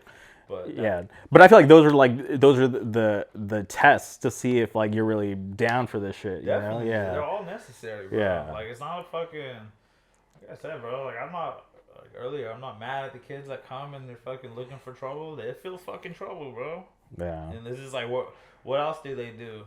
I've known people throughout my life that literally like I'm like, man, if only like hardcore spoke to you. Because they like went other ways. Like some of these fools are like in jail for life, over like overdose, dead, fucking just went like this whole other path. I'm like, man, I feel like this fool just needed like an outlet to let off some steam. Yeah. Because this fool just crazy. Man, hardcore definitely breeds some crazy ass people. Man, there's like some genuine like psychos in this shit throughout the history. You know what I mean of this shit. There's like some interesting ass characters like in this shit. But what would they have been if they didn't find this shit? Some of them led off to just be psychopaths anyways. But I think so, like, I think this shit levels some people out. You know what I mean? It gives them that little outlet and they don't gotta, go all the way south. You know what I mean? Take that shit 100%. to the worst of, For anyone that's been to a hardcore show, it's nothing like any other type of musical show. No. Yeah. Not even close. I mean, that shit almost like ruins other experiences because you're just like, oh, this is like, it can only be so good. Yeah. You know what I mean? I mean, I still love seeing like other shit, but it's still just not the same. Like I had to get used to just like enjoying it in like a different way. Yeah, because there's like this crazy energy at a hardcore show that's just can't really be produced anywhere else. Yeah, even if you're just watching, even if you're not in it, you know, you're seeing it and it gets you fucking hyped. But yeah, hardcore is its own entity, that's for sure. Going back to the band, you mentioned you guys are already working on new stuff. Do you guys want to have that quick turnaround with another release? Yeah, I think people. We're gonna honestly be releasing like quite a bit. Yeah. Okay. It's funny because sometimes I feel like I don't know why bands sit on shit so much. Yeah, especially like because I've been talking to people more recently, and just like I'm always curious about that process because sometimes because I don't know how to write music, but I always wonder if like you're writing something that you feel is hot and then you put it out and obviously it hits. It's like, do you want to like let that live, or do you want to kind of just keep rolling with this crazy creative flow that you have and just be able to put stuff out instead of like sitting and taking a break from writing where that creativity could go away and then you just like kind of lose it? I guess it's a case by case thing, bro. Mm-hmm. There's people like Mongrel. I fucking love Mongrel, bro. Those folks put out 3 songs and they've done so much with it. Like those 3 fucking songs, like people are like, I'm not even sick of them yet. Mm-hmm. I don't think everyone I know who likes Mongrel fucking loves that shit. And like when you see them, they have that like energy. So they've done so much with that shit. Yeah, and they're busy too, right? Like they play a lot. It's not like they put it out and disappear. No, they're playing shows.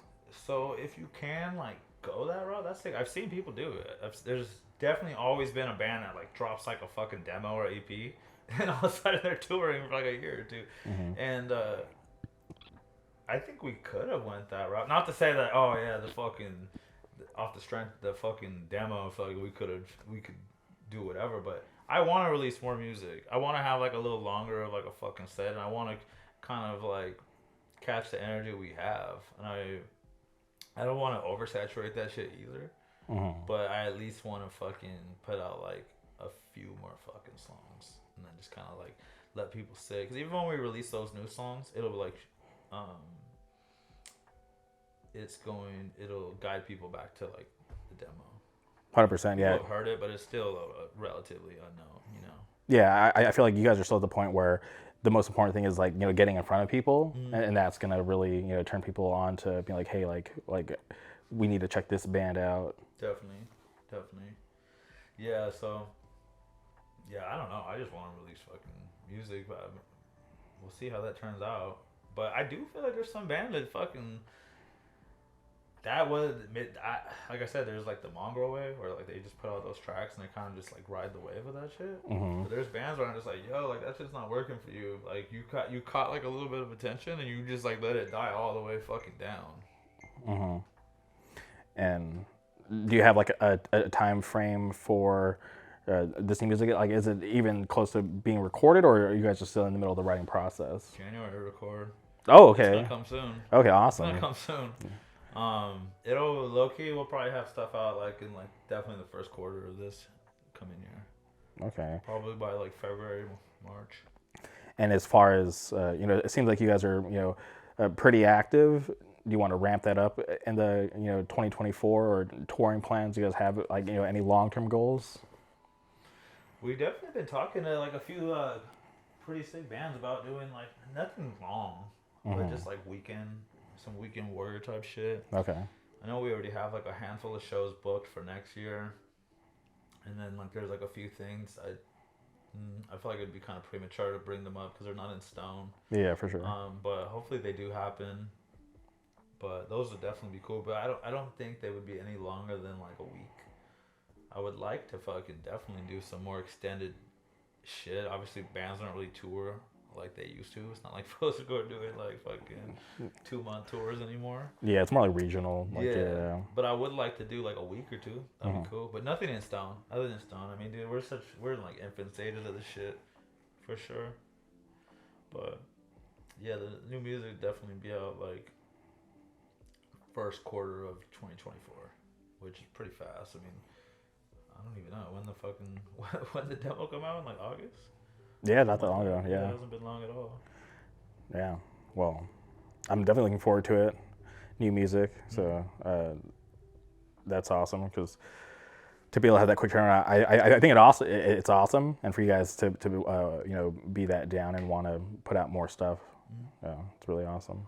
Yeah, no, we'll see how it plays out, but that's the way we're gonna choose to roll the dice on that one.